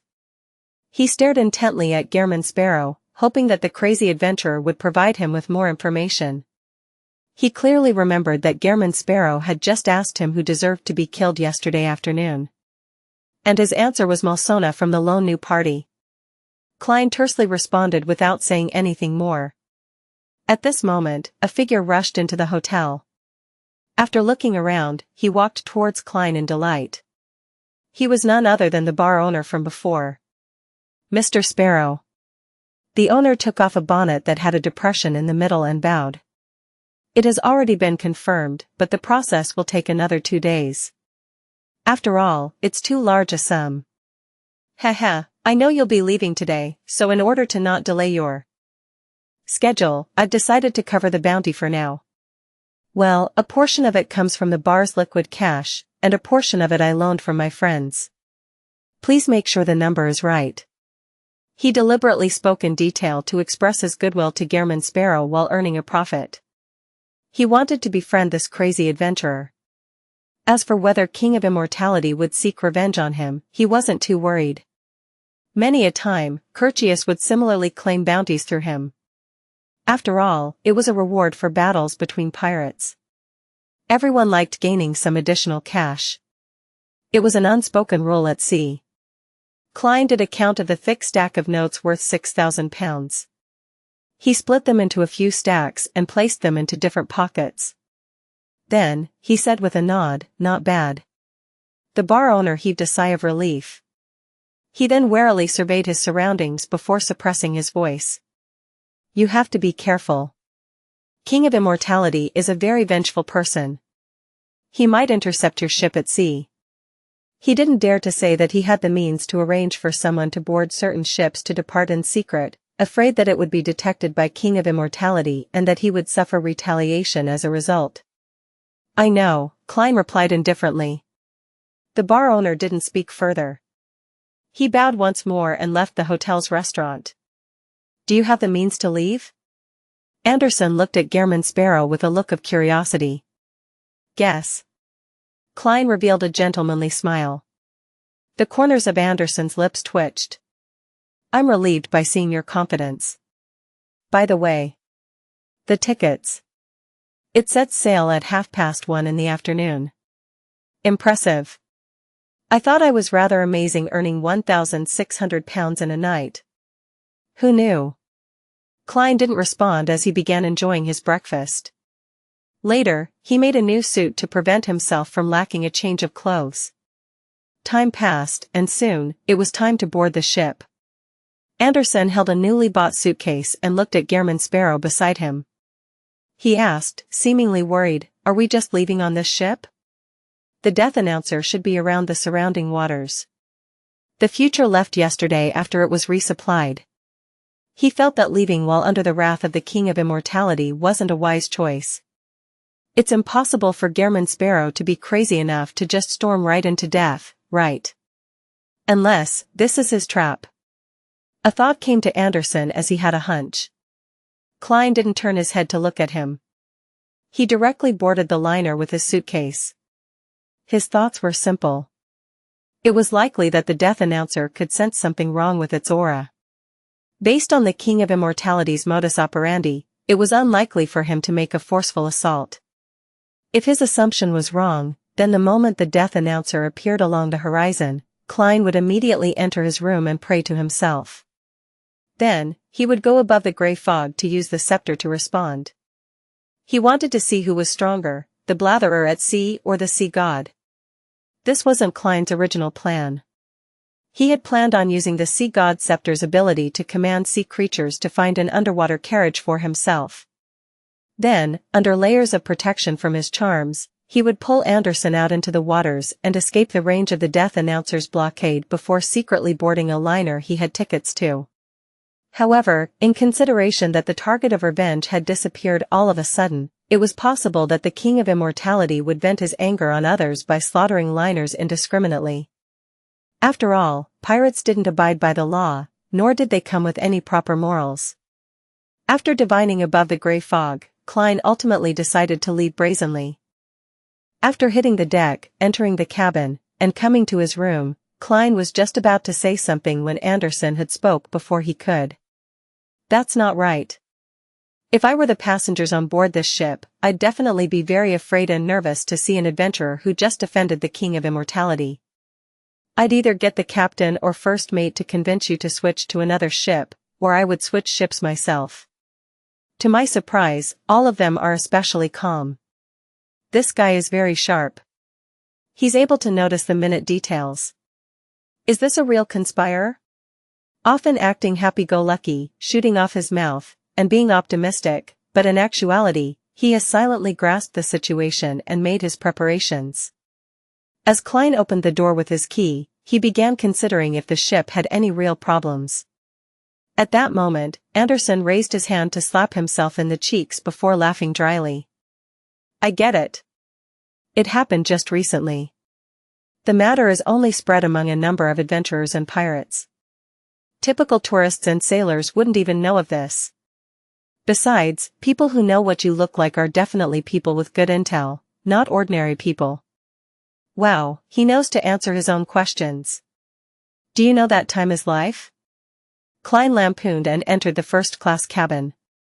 It wasn't that he wished to enjoy comfort, but that he needed to watch over Anderson Hood.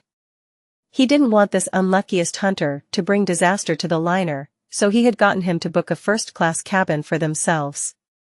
With a suitcase in hand, he walked straight to the master bedroom. Klein pointed at the guest room and the servant's room, and he said to Anderson, "Choose one for yourself." Anderson was taken aback as he turned agape. "You're very used to this." "Of course, I have rich experience in interacting with hunters. If Danitz were here, I would designate him to the servant's room." Klein didn't answer as he entered the master bedroom. 1:30.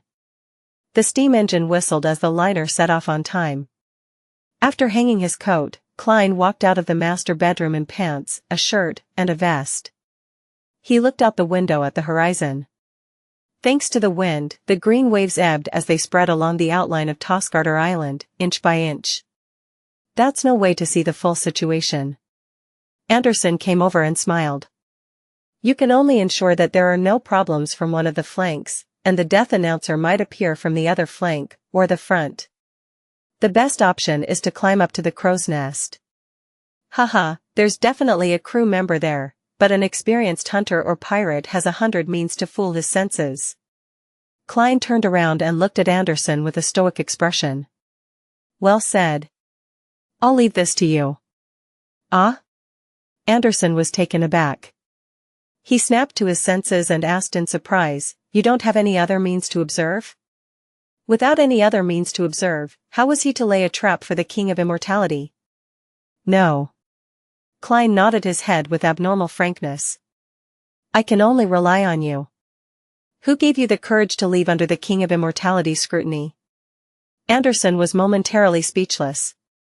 As he muttered to himself, "Don't stop me. I'm jumping ship." He left the cabin room and headed for the bottom of the crow's nest. In theory, King of Immortality Agalito, or the Death Announcer, should have long sensed my ill intent and sensed the danger that stems from me. Then, will they attack?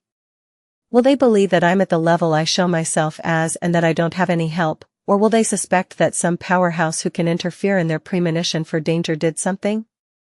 Klein retracted his gaze from the door and looked once again at the sea outside. After a while, he suddenly sensed something as he quickly activated his spirit vision and turned his head to look to the side. The tall skeleton messenger burrowed out of the ground, the black flames in its eye sockets jumping slightly. It only revealed its upper body, so it wasn't too much taller than Klein. It looked at him at eye level and handed him a letter in its hand. Mr. Azek replied pretty quickly this time. Klein politely nodded and received the neatly folded piece of paper. After the skeleton messenger collapsed and disappeared, he unfolded the letter against the sunlight coming in from the window. I'm very happy to hear about your advancement. Your travels have been more interesting than I had imagined.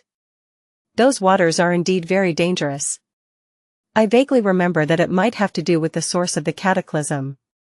As for why there's a remnant aura of ancient death there, I'm not too sure. I will keep your warning in mind. Before completely recovering my memories, I will not enter those waters. The true creator's ravings aren't pleasant to the ears. I'm somewhat interested in the ring worn by Admiral Hell. However, I've recently been embroiled in some past matters. I might need some time before I pay him a visit. Upon seeing this, Klein couldn't help but smile. After replying to Mr. Azek, I'll tell him that I have the means to lock on to Admiral Hell Ludwell's location. I must get him to bring me along with him when he pays a visit. Oh no, I didn't divine the location of the Murloc cufflink recently. I'm not sure if Ludwell has discovered it or thrown it away. Yes, I'll divine it above the grey fog after I confirm that the death announcer isn't pursuing me. Moving his gaze away, Klein continued reading. The ancient chronicles I received from Katerina does mention matters regarding artificial death. To put it simply, the former royal family of the Balam Empire, present upper echelons of the numinous episcopate, had gained inspiration from the hidden sage's sudden coming to life and turning anthropomorphic. They wished to let death, which is at present only a concept, to experience something similar. There's a possibility of it being fulfilled. Due to the indestructibility of Beyonder characteristics, the perishing of death doesn't mean that the corresponding Beyonder characteristics and authority has been completely lost. According to the chronicles, the corresponding research hasn't reached a breakthrough, but that was from centuries ago. The sequence 4 corresponding to Seer is Bizarro Sorcerer. The powerhouses from the Antigonus and Zeradal family left me with a deep impression. Even though I've already forgotten the details, my recollections are still able to bring me some feelings of fear. As for where to get the formula and ingredients, I'm not sure. Perhaps you can consider switching to neighboring pathways. I've already recalled matters regarding this. You can choose Sequence 4 Secret Sorcerer of the Apprentice pathway or Sequence 4 Parasite of the Marauder pathway. However, I vaguely remember that these 3 pathways only allow switching at Sequence 3. Indeed. There's only a roads left. Klein forcefully produced a grin. After reading the reply, he took out a pen and paper and wrote down parts of the content he had already thought of, as well as asking about the exact definition of a mythical creature. After putting down the pen and paper, he wasn't in a hurry to summon the messenger. He planned to wait for the death announcer to appear before adding the request for help into the letter and then mailing it out. This way, he could hold out for some time with the Sea God's scepter, and he might even have Mr. Azek tear through the spirit world to rescue him. When the time came, the two of them could join forces and have a chance to claim the death announcer as theirs. As for why he didn't write it ahead of time, it was because a devil might not come again due to their premonition for danger. Of course, Klein had no idea whether they could sense the exact contents of his current ill intent. After patiently waiting for a few hours, Klein heard the door open. When he looked back, he saw Anderson stroking the side of his face. He walked in with mixed emotions.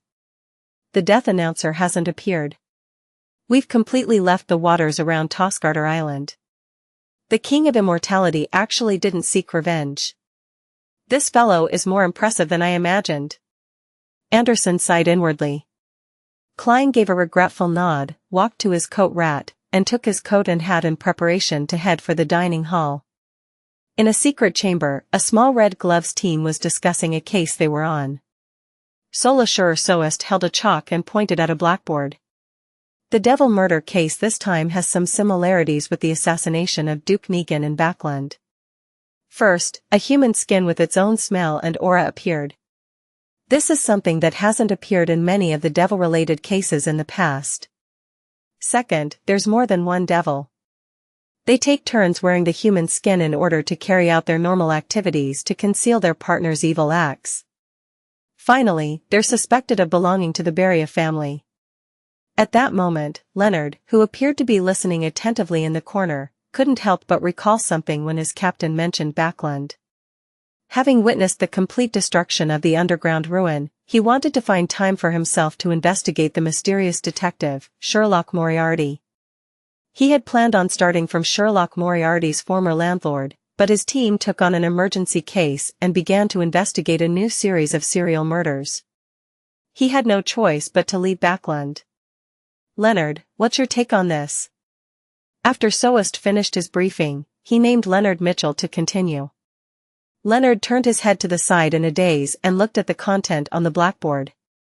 He quickly organized his words and said, I believe that it's not only a form of concealment, but is also a requirement of a particular ritual. Captain Soest, as you know, devils have many kinds of blasphemous and evil rituals. Reasonable deduction. Soest then gestured for another team member to speak his piece. Phew, thankfully old man has recently been catching me up on devil studies. Leonard heaved a sigh of relief and began attentively listening to the discussion of his team. After a 2-day voyage, the liner safely arrived at Orvie Island. After checking into a hotel, Klein said to Anderson Hood, "Wait here for me. That demigod doesn't like strangers suddenly visiting." He didn't wish to expose the contact person of the life school of thought. "I hope I'll live to see him." Anderson smiled bitterly as he wished himself good luck. The corners of Klein's mouth twitched, and he gave up saying anything further. He rode on a carriage and went straight for the Church of Storms St. Draco Cathedral. Before long, he arrived once again in the small room in the magnificent bell tower where he saw the tall, extremely asymmetrical and ugly bellman, Carnot. After hearing Gehrman Sparrow's intentions, the hunched Carnot nodded. "I'll bring you to Mr. Ricardo. He has already recovered and is no longer where he originally was." "All right." Just as Klein gave a response, he suddenly recalled that Carnot was a product of the Church of Mother Earth's human body refining. He then asked a question, "Do you know Frank Lee?" Bellman Carnot's expression immediately turned odd when he heard Frank Lee's name. "Yes, he's a kind and pure person, but at times, his pureness is terrifying." "Indeed." Klein made way and allowed the bellman to walk down the stairs. As he followed him down, he asked, "Are you familiar with him?"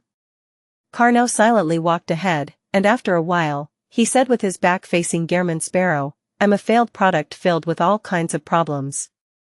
I was always mocked, and only Frank was one of the few who looked at me normally, treating me as someone with a real soul." "Why did he leave the Church of Mother Earth?" Klein asked despite knowing the answer. Carnot came out of the bell tower, answering while getting his bearings, "I do not know about the specifics. He's an orphan. He grew up in the cloister from a young age. He really treats the church as a family and views Mother Earth as his mother. He has many strange ideas. He had the opportunity of becoming a diocese bishop, but he was later nearly sent to a tribunal for being sacrilegious. Frank mentioned this before. He was trying to crossbreed a bull, a cow, and wheat together. To be frank, if it were me, I would have sent him to the tribunal as well. This guy was fine early on because of his low sequence, limiting what he can do." Klein mumbled and followed Carnot down another street and arrived in the alley behind St. Draco Cathedral. Carnot walked in front of an ordinary building, pulled the doorbell thrice, each tug lasting 2 seconds. After a while, thudding sounds approached as the door creaked open. Klein immediately saw an elder in a black short coat with a hard cane. His hair was as white as snow, but he didn't have any obvious wrinkles. He wore a black eye mask around his eyes.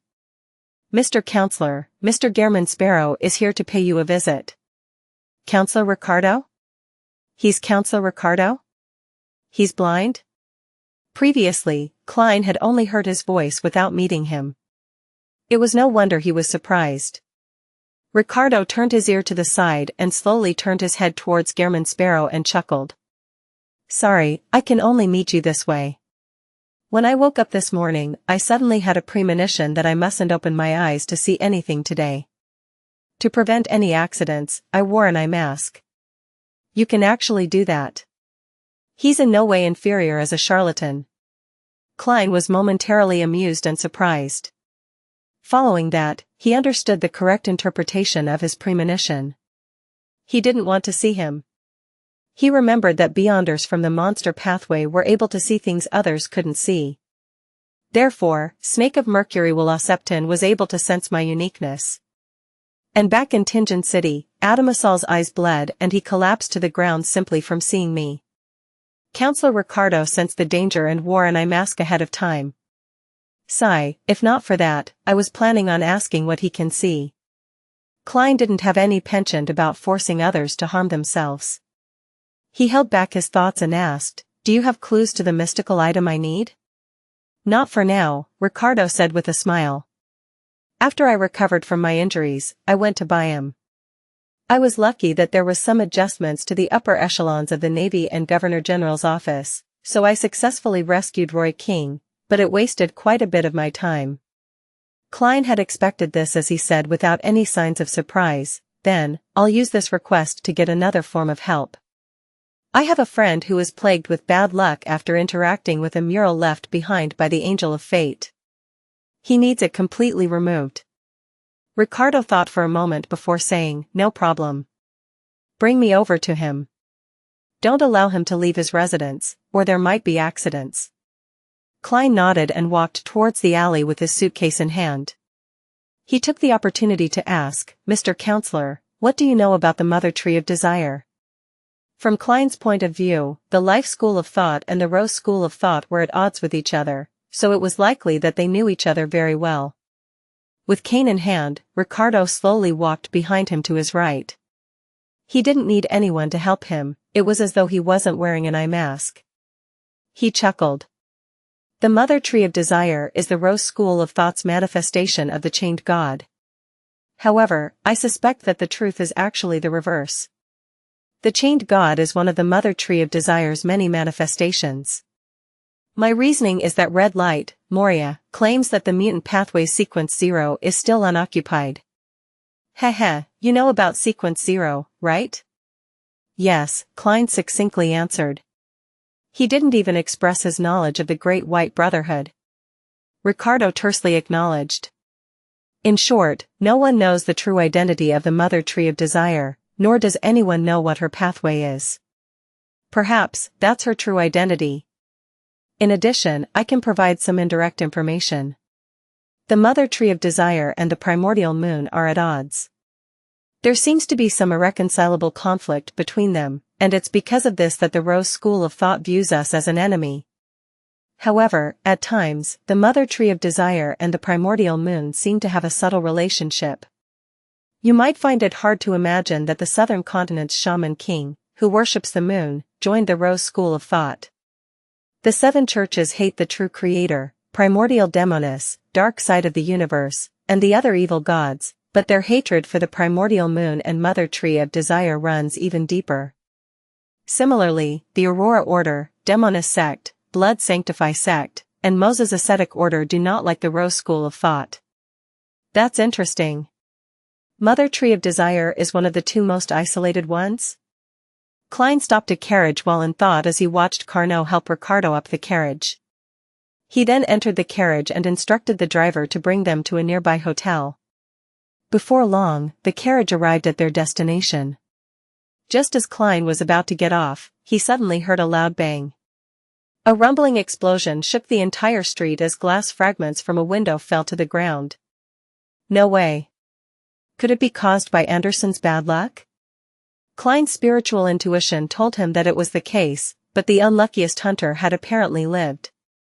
He turned his head to look out the carriage and saw that a huge chunk of wall had collapsed from the hotel's second floor. Flames and smoke remained. At this moment, a figure with disheveled blonde hair and messy clothes stood below as he muttered, "To think that there's such a daring person to trade arms in a hotel. New kinds of explosives, especially. He nearly caused me to die without even knowing why." My suitcase. Klein looked down at the suitcase he was carrying and suddenly felt how great it was to be cautious. He turned around and helped Ricardo down the carriage. Anderson sensed something as he turned his head to say with a bitter smile, "The arms dealers these days are too unprofessional." Thankfully, it's daytime and there aren't many people in the hotel. The owner sure is pitiful, having to suffer a certain loss. However, the gold they carry shouldn't be destroyed that easily. It should make up for his loss. I think your bad luck is responsible for a large part of the accountability. Klein nodded and said to Ricardo, "It's him." Ricardo then turned his head to Anderson, but his gaze was completely blocked by the black eye mask. He paused for a few seconds before smiling. "Give me a gold coin." "Oh?" Anderson took out a lone gold coin from the inside of his clothes, feeling suspect. Then, he smiled at Gehrman Sparrow. "Tradition from my hometown. We sew a tiny pocket on the inside of our clothes to keep a few coins. I originally didn't believe in it, but I've been just too unlucky. Recently. As he spoke, he handed the gold coin to Ricardo. Ricardo received the gold coin, slowly closed his fingers, before retracting his hand. He then laughed and said, "All right. Your bad luck has been dispelled." Ah? Anderson stood there in shock as he looked at Gehrman Sparrow, as though saying, "That's it? Did you get a fraud?" Klein was surprised as well, but he chose to believe Ricardo. After all, he was a fate counselor. Ricardo put away the gold coin and chuckled. "The bad luck you received this time wasn't child's play. If you don't believe me, you can head over to the casino to try your luck." "Makes sense." Anderson clapped and immediately got directions for the nearest casino from a passerby. After a while, he returned in a clean and decent jacket. He looked at Ricardo and instinctively opened his mouth. He was suddenly taken aback as he forcibly closed his mouth and thanked him with a grin. After the demigod was sent on a carriage, he leaned in towards Gehrman Sparrow and wistfully said, "I was planning on saying that although you're blind, you really are amazing when it comes to the domain of fate." Thankfully, I recalled in time that he's a demigod. If you had really said that, you might have the chance of becoming the hunter who died immediately after having his bad luck removed. Klein didn't echo his sentiments as he said, "Now can you tell me the clues to that revolver?" As creeping hunger had great limitations, he still wished for a more conventional offensive mystical item. Anderson combed his hair and chuckled. "It's in Byam. It's from a friend I used to know, a very powerful adventurer. As he got sick of the unstable and dangerous life, he used his savings to buy a few spice gardens and found a lady to marry. He then completely left this line of work we're in. He recently had a child and his thoughts changed again. He began to wish that his child would be brought up in a better and safer environment with better educational prospects, so he plans on moving to Backland. There are the best grammar schools and public schools there. He doesn't wish to rent a place in Backland, but he also doesn't plan on selling his gardens that constantly earn him money. He happens to have an excess when it comes to mystical items, so he plans on selling that revolver. Back then, I was in a rush to follow the treasure hunting expedition into those waters, so I'm not sure if he succeeded in the end. However, few people can buy something worth nearly £10,000 at once, so the transaction won't close that easily." "All right. Bring me to him," Klein replied simply. At that moment on the Golden Dream, Danitz was horrified to realize a problem. His captain hadn't appeared in 3 days. Under the sunlight, the Golden Dream emitted golden lusters as if it was a mobile treasure. Danitz stood inside the captain's cabin, pacing about endlessly. He attempted to recall everything that had happened over the past few days in a bid to find a clue. 3 days ago, his captain, Vice Admiral Iceberg Edwina, wanted to do a study in which she might not appear for 10 to 20 hours. Therefore, all corresponding classes were cancelled. In regards to this, Danitz and company didn't find it odd. These happened frequently. They were delighted that they didn't need to attend classes, hence, there was drinking, singing, and a bonfire party held on the ship. They were only short of burning down the Golden Dream, but they had a great time. But with the passage of time, everyone gradually felt that something was amiss, including the somewhat slow Danitz. Their captain, who should have finished her studies within 24 hours, didn't appear the next day. She didn't even get anyone to send her food or light beer, which was used as water. After patiently waiting for half a day without seeing Vice Admiral Iceberg Edwina, the sailors mustered the courage to knock on her door. To their horror, there wasn't any response. Under the first mate, Brew Wals's lead, the pirates opened the captain's cabin and found it empty. They then went to the collector's room and other places, but they failed to find her. Based on past experiences, their initial guess was that their captain had suddenly thought of something and left the Golden Dream in a rush while using some mystical technique or emulating someone else's beyonder powers without leaving a letter behind. Later, Danitz and company attempted to contact her using methods like the Soulfall ritual, but they failed to receive a response. All they could do was search the captain's cabin and other places as they convinced themselves to wait patiently. 3 days passed, but Vice Admiral Iceberg Edwina didn't appear nor reply. It left the sailors panicking. T. Any results from your divination? Didn't you claim to be an expert? Danitz turned towards flowery bow-tie Jodson in frustration. Jodson, with his black hair that was dyed gold, rubbed his temples and said in a rather mellow voice, they failed. Every divination method used to find her has failed. But for now, it can be confirmed that Captain is still alive. It's just that her whereabouts are unknown. The first mate, Walls, who had short, grayish, curly hair, nudged his monocle and said, we need to seek help. None of Captain's collections have been lost. She didn't even bring her essential mystical items with her when she left. This means that the situation was very sudden and unexpected. Whose help can we seek? Another bosun whose waist was swollen, Bucket Daniels asked anxiously. Brew Walls raised his silver-patterned knife to his aquiline nose and said, return to the western shore. Between the lines, he was hinting at seeking the Church of the God of Knowledge and Wisdom that backed Vice Admiral Iceberg Edwina. That won't do. To go from the pirates' playground to the western shore, we will need to pass the Sonia Sea, the North Sea, and the Berserk Sea. Then, we will cruise through the Fog Sea for a very long period of time. Captain can't wait that long. Anything might happen to her at any time. Flowery Bow-tie Jodson said. We have to immediately find someone we can quickly contact and provide us with help on short notice. Danitz wanted to curse T when he suddenly had a light bulb moment. There was only one person he could quickly contact, and that was Gehrman Sparrow. Furthermore, this crazy adventurer had never hid the fact that he was good at divination and also had a mysterious background. Perhaps that madman can find Captain. He's often able to do the impossible. Danitz tugged at his collar as he felt his worry and frustration ease a little. He raised his chest and looked around. Then, he cleared his throat and said, I have a candidate. I can immediately contact him. Besides, he's very good at divination. Just as he said that, Gourmet Brew Walls, Flowery Bow-tie Jodson, Iron Skin, Barrel, and company turned their heads at him in unison. With their eyes red, they roared, what are you waiting for?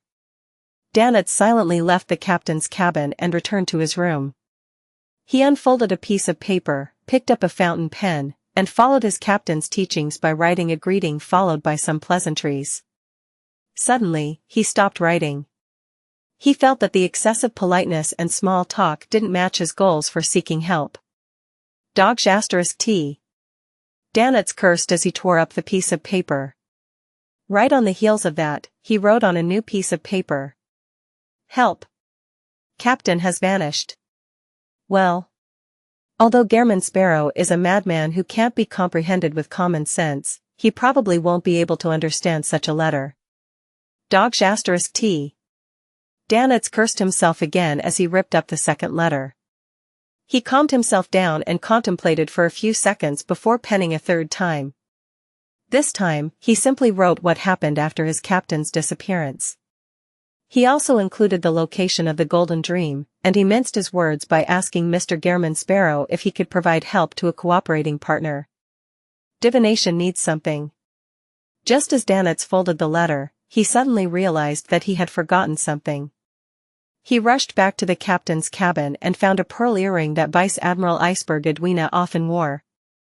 After doing all of this, he took out his notebook that was filled with all sorts of mysticism knowledge.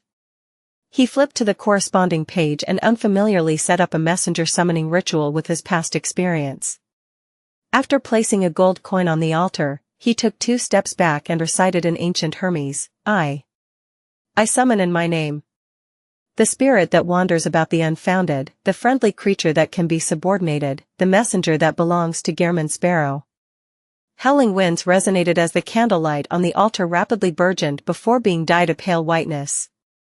Rionette Tinker appeared at a decent speed, still wearing her complicated black dress while holding 4 beautiful and identical heads. Danitz imagined that the messenger would bite the gold coin and the envelope containing the paper and earring like the last time. But to his surprise, the 4 heads in Rionette Tinker's hand automatically turned around, surveying the area before finally looking towards the captain's cabin. A few seconds later, Two of the heads in Rionette Tinker's hand bit down onto the gold coin and the envelope. After the strange messenger vanished, Danitz exhaled and wiped his forehead, feeling a baffling sense of pressure. Orvie Island, in the room of another hotel. Klein was just about to get Anderson Hood, who had won quite a fair bit of money, to purchase the tickets to City of Generosity by him when his spiritual perception was triggered. He quickly activated his spirit vision and saw his headless messenger, Rionette Tinker, appear by his side at some point in time. In her hands were 4 beautiful heads. She's not like the skeleton messengers who I can detect the moment they appear. My spiritual perception is triggered only after she completely enters the real world. Klein received a letter from the teeth of one of Rionette Tinker's head while in thought. At the same time, he noticed that Anderson's spiritual perception was no way weaker than his. He too had reacted. This is a messenger? Anderson asked in disbelief, as though he had heard of such things but had never seen them before. Klein nodded without expression as he tore open the letter. A pearl earring? Klein unfolded the letter in puzzlement. By his side, Anderson came over out of curiosity as he sized up Rionette Tinker as he'd sked. There's an indescribable sense of bloody beauty. Just as he said that, his hand suddenly rose up to grab himself by the throat. The grip was so tight that his tongue extended out as he foamed at the mouth. As for Rionette Tinker, who had nothing above her neck, she didn't show any further reaction. Klein turned his head over and seriously studied the situation before looking at his messenger. He then silently mumbled, resembles Miss Sharon's abilities. Miss Messenger belongs to the prisoner pathway? No, I can't be sure. She's a spirit world creature, so being good at such things is very normal. Realizing that Anderson was about to suffocate, Klein leisurely said, that's enough, he still needs to lead me somewhere. One of the heads in Rionette Tinker's hand turned over as she glanced at Anderson with her bloodshot eyes for a second. Following that, each of the heads' mouths spoke one after the other. Still. Can. Lead. You. By. Making. Into. Zombie. As she said that, Anderson's hands finally stopped and left his own neck, leaving obvious, deep finger marks on it. Phew. Phew. The strongest hunter panted as he bent his back, retching. Klein quickly scanned the letter and saw that it was from Danitz. This famous pirate wrote to him, saying that Vice Admiral Iceberg had mysteriously vanished and was in need of help. Just as he moved his gaze away from the letter, Klein was surprised to see Rionette Tinker was still around. This doesn't make mystical sense. Shouldn't a messenger disappear after sending the letter, appearing only when summoned again? Klein deliberated and asked out of curiosity, is there anything else? Awaiting your reply. Letter. Rionette's 4 heads said one after the other. How do you know that I'll reply? Klein glanced at Anderson, who hadn't recovered, and confirmed that the strongest hunter didn't notice the words that didn't match Gehrman's persona. The heads in Rionette's hand said once again, her disappearance is very odd. How do you know that? Klein instantly imagined that Miss Messenger had secretly read Danitz's letter. The heads with the long blonde hair simply rolled up and said a phrase each, forming a complete sentence. I investigated the ship's situation. My messenger is a part-time scout? Miss Rionette Tinker, will you be a hired goon in the future? I wonder if I need to make additional payment. As Klein lampooned in thought, he said, no rush. I'll reply later. He planned on heading above the grey fog to use Vice Admiral Iceberg Edwina's earring to do a divination. Rionette Tinker didn't say a word as she vanished silently. Ahem. Anderson finally recovered as he stood straight. He gave Gehrman Sparrow a flabbergasted look. Your messenger. Your messenger is a demigod. There's no need for you to tell me. I've more or less confirmed it moments ago. Upon hearing Anderson Hood, Klein wore a calm expression as he mumbled inwardly. Back when he encountered Rionette Tinker in the spirit world where he saw her massive true form and Gothic-styled castle, Klein already believed that she wasn't someone to be messed with. And with Miss Messenger almost killing the strongest hunter with such ease, it made him believe without a doubt that she was a demigod, a sequence 4 at the very least. A demigod is willing to help me deliver letters for a gold coin per trip? It's obvious that things aren't that simple. Miss Messenger must have her motives. Of course, I can't disregard how I'm always encountering all sorts of strange matters. It might have piqued her interest, and she doesn't mind being a messenger since she happens to be free. Similar situations include Erode's fawning and Snake of Mercury Wulasepton's friendliness. Regardless, I should be wary and not fully trust her. Before having a chance to discuss similar matters, I shouldn't consider blowing the harmonica whenever I encounter danger. Who knows if Miss Messenger will just directly rip me to shreds. Klein instantly had many thoughts go through his mind while he continued wearing a stoic expression. Faced with the alarmed Anderson, all he did was slightly nod his head. It's none of your business. This guy is really mysterious. A spirit world creature at the demigod level is his messenger. Besides, he casually knows a demigod that's good at improving a person's luck. It's no wonder he's so calm and composed after offending the King of Immortality. It's no wonder the King of Immortality didn't dare to seek revenge or even appear. Anderson suddenly came to a realization as he couldn't help but carefully size up Gehrman Sparrow. Oh? Klein emotionlessly swept his gaze at the strongest hunter. Anderson hurriedly retracted his gaze as he chuckled dryly. I realized that you're very suitable to being the main lead of a figure painting, the kind that has a dark, gloomy background. This really accentuates your bearing. How about it? Do you want to consider it? I can help you draw a portrait. Believe me, I'm a master at this. Klein couldn't be bothered to listen to his nonsense. He lifted his golden pocket watch and opened it. Return to your room. I'll come for you in 5 minutes. All right, Anderson replied with a beaming smile. After the strongest hunter left, Klein took out Azek's copper whistle and Wulasepton's paper crane before entering the bathroom where he set up a ritual.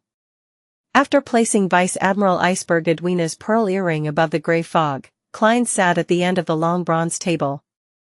There, he conjured a pen and paper and wrote a simple divination statement, Edwina Edwards' location. Holding the paper and earring, Klein leaned back into the chair and recited the divination statement as he entered a dream with cogitation. First, a gray world occupied his vision. Following that, plains blanketed in ice and snow were reflected in his eyes. The howling snowstorm enveloped everything as the area was covered with thick fog. It didn't appear like a real frontier. Klein quickly saw Edwina's figure. Her long brown was tied up simply at the back as the rest of it fluttered wildly in the snowstorm. Dressed in dark-colored trousers and a white waist-fitting shirt with complicated flowery patterns along the collar and sleeves, she gave off the feeling as though she was frail in such an environment.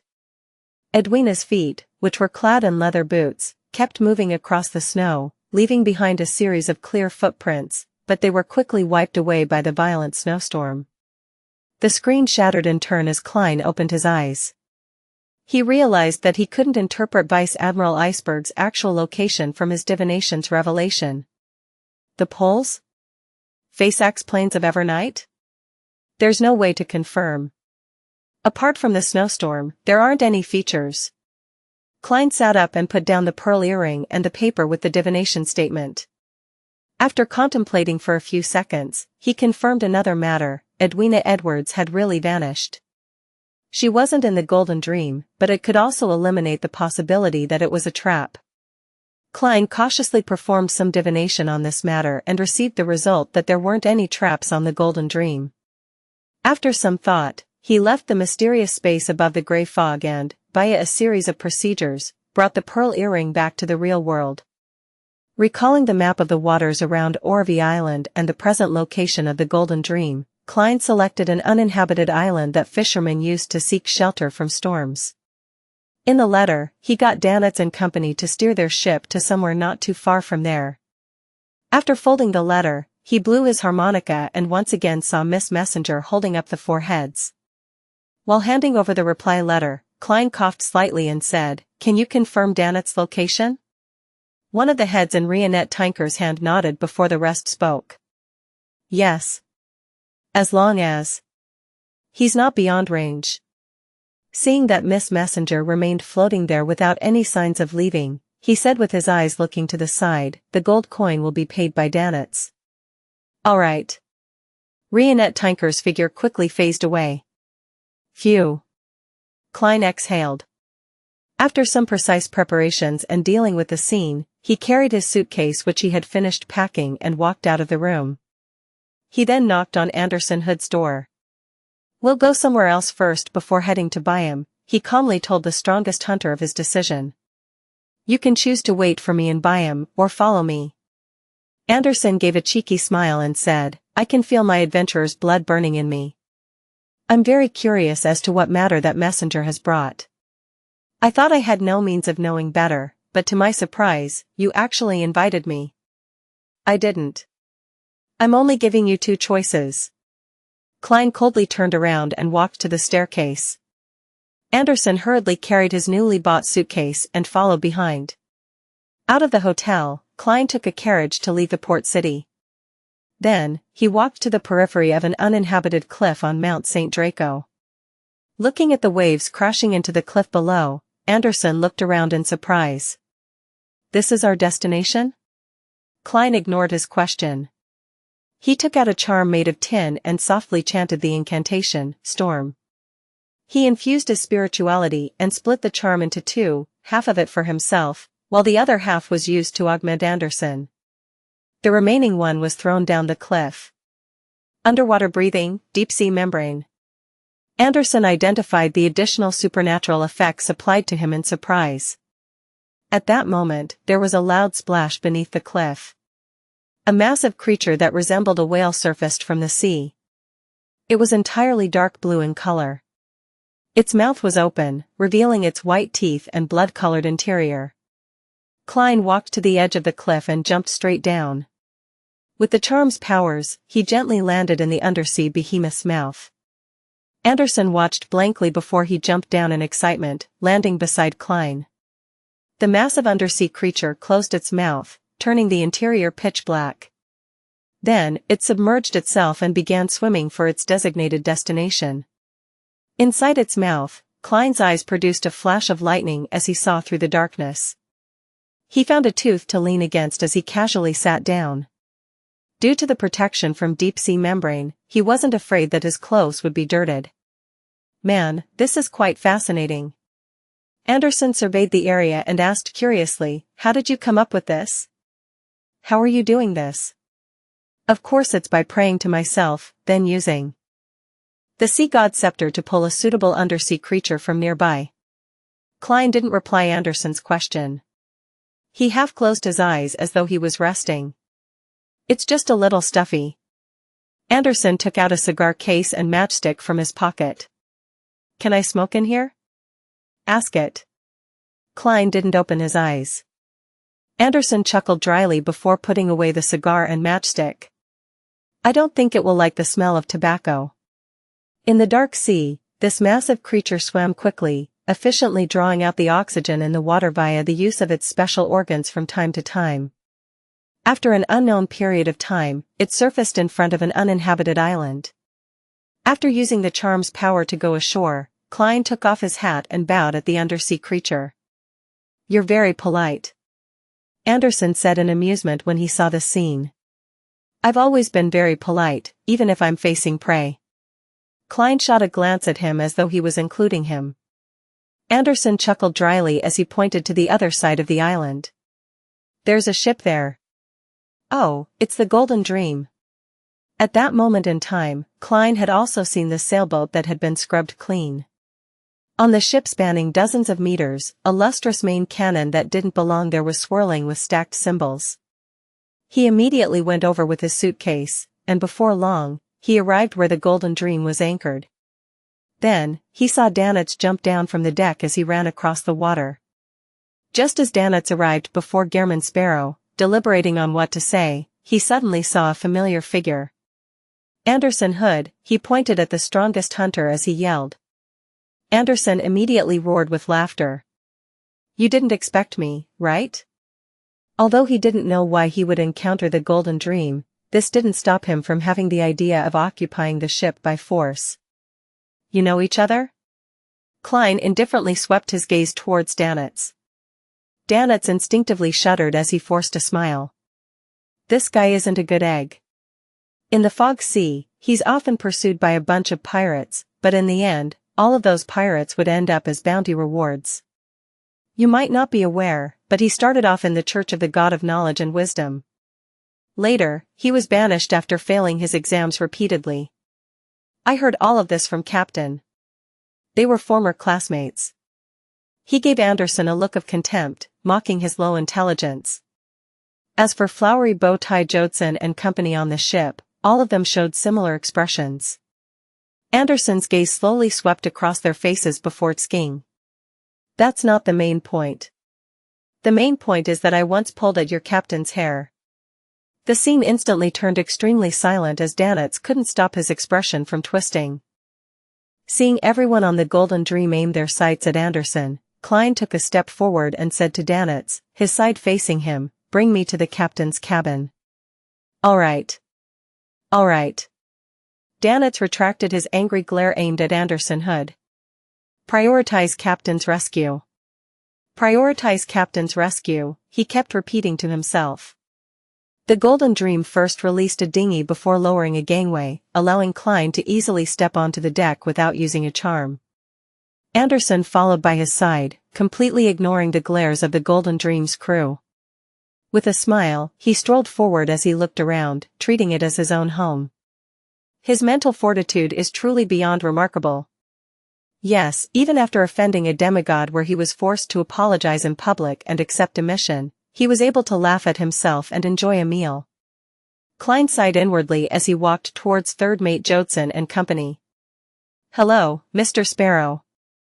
I'm this ship's first mate, Brew Walls. A 1.8-meter tall man with a monocle politely bowed. The pirate gourmet who's worth 6,200 pounds. The bounties on Vice Admiral Iceberg's pirate crew are clearly lower than Admiral of Stars. They live up to being treasure hunters who happen to be part-time pirates. Klein greeted him using Gehrman Sparrow's style of politeness, "Hello. I've heard about you." "Haha, it's my honor. I'm only a treasure hunter who dreams to be an artisan, but I ended up having to be a gourmet," Brewall said in a self-deprecating manner. He pointed to the man beside him and said, "Our second mate, Singer Orpheus. Bounty of 5,500 pounds. The Beyonders on the Golden Dream all have very odd nicknames. I didn't know that they were the subordinates of a pirate admiral. I would have definitely believed them to be a traveling crew who sing and enjoy good food while holding bonfires as they seek out legendary treasure. It's truly a beautiful life." Klein cast his gaze at Orpheus and nodded. The singer had deep sculpted outlines and a head of resplendent blonde hair. He said with a sad smile, "Actually, I'm only praising the sun, but now, my son has disappeared." Klein nearly felt goosebumps all over him. Tisk, as expected of someone from Intis. He speaks like he's singing. What a pity, I grew up in Seeger, in Lenberg, and didn't pick up this ability, Anderson said with a chuckle. It wasn't clear if he was praising or degrading Orpheus. After all, half the blood flowing in his veins was Intis blood. Born in Senor and later studied in Lenberg. Yes, it was likely a church school. He's classmates with Vice Admiral Iceberg Edwina. Mr. Orpheus is definitely from the Sun Pathway, but he's unlikely to be from the Church of the Eternal Blazing Sunday. From his bounty, he's likely a Sequence 6 notary.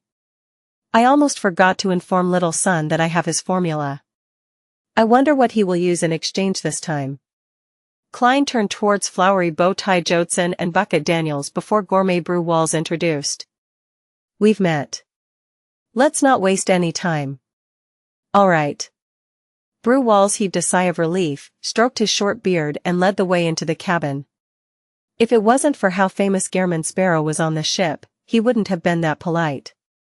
At that moment, Anderson deliberately stayed behind, walking alongside Danitz, Orpheus, and company. He looked to his left and right, unfazed by how the surrounding pirates looked like they wanted to rip him apart. He laughed with a TSK. The one you should be wary of isn't me. Yes, we aren't wary of you. We only want to stuff you in. See that? Into that cannon. Danitz wasn't afraid that Anderson was the strongest hunter. After all, they were on the Golden Dream. There were plenty of pirates, and many of them were sequence 6 or 7 beyonders. Anderson curled his lips. I'm actually not a threat. Think about it, your captain definitely hates and detests me. She wouldn't even want to speak to me. Isn't that ideal? Danitz turned agape, but he didn't say a thing. He suddenly felt that what the pile of dog*t said made sense. The looks in the eyes of Orpheus, Jotson, and company also subconsciously turned gentle. Anderson chuckled as he looked at them.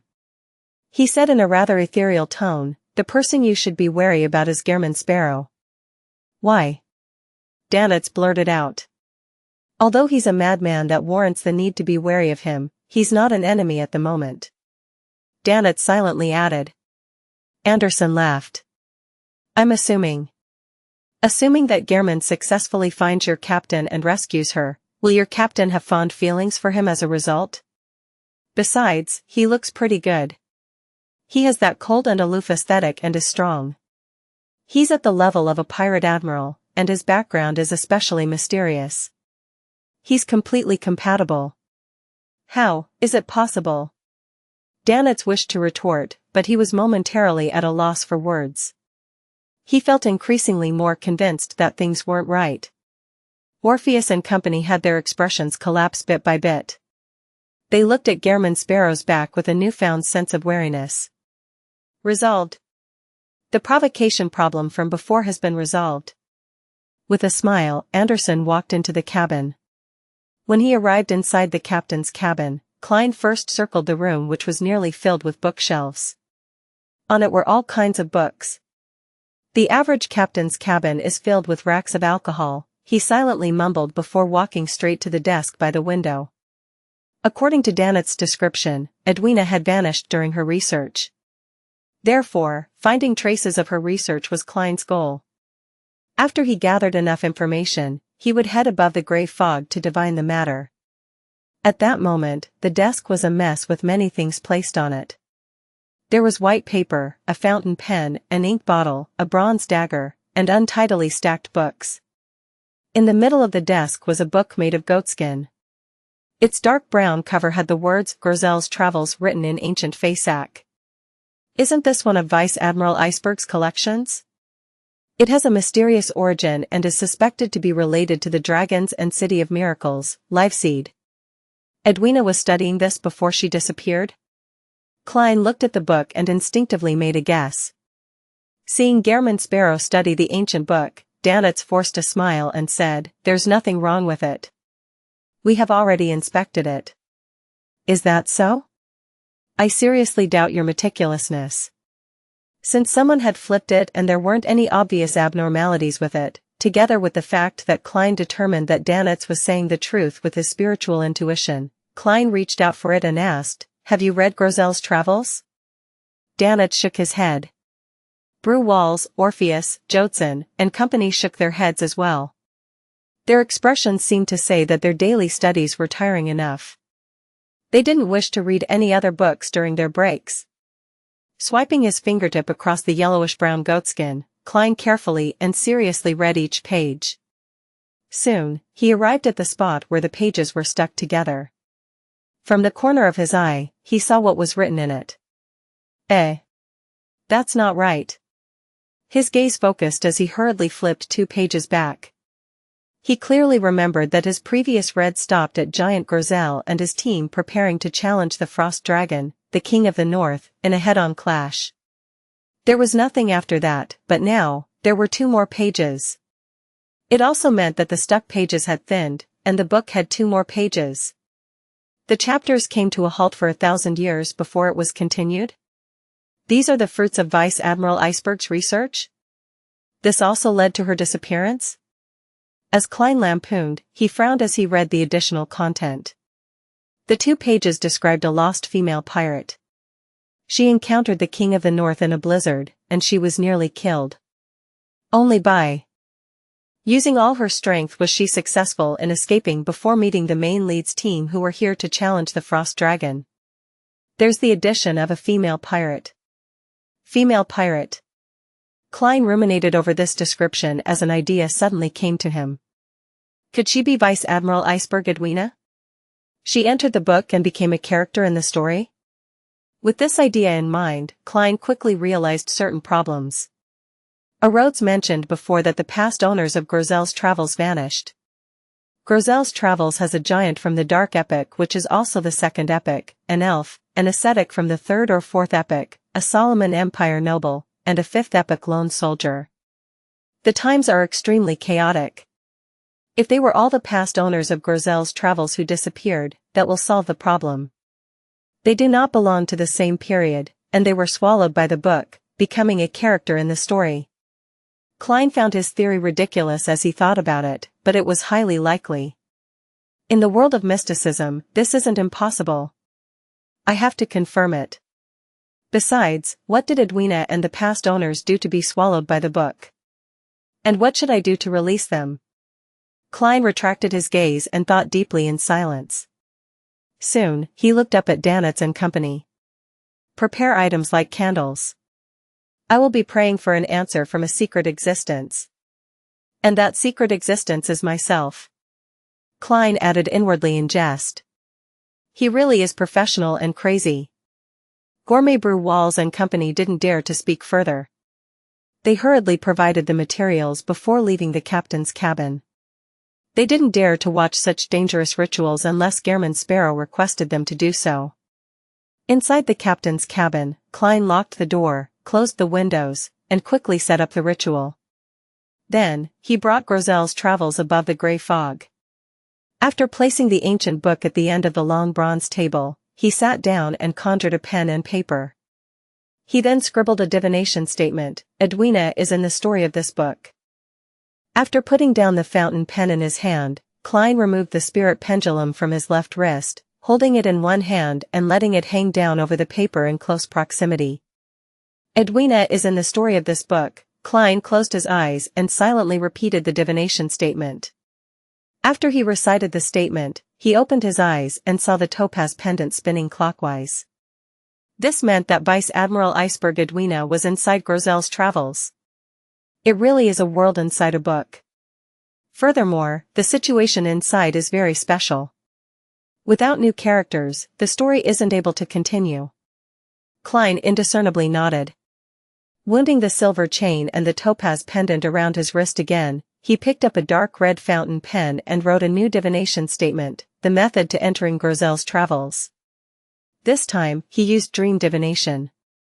In the gray, hazy world, he saw indistinct figures. The figures were of varying sizes, some huge, others slender. The thing all of them had in common was that they held a book with pages of yellowish-brown goatskin.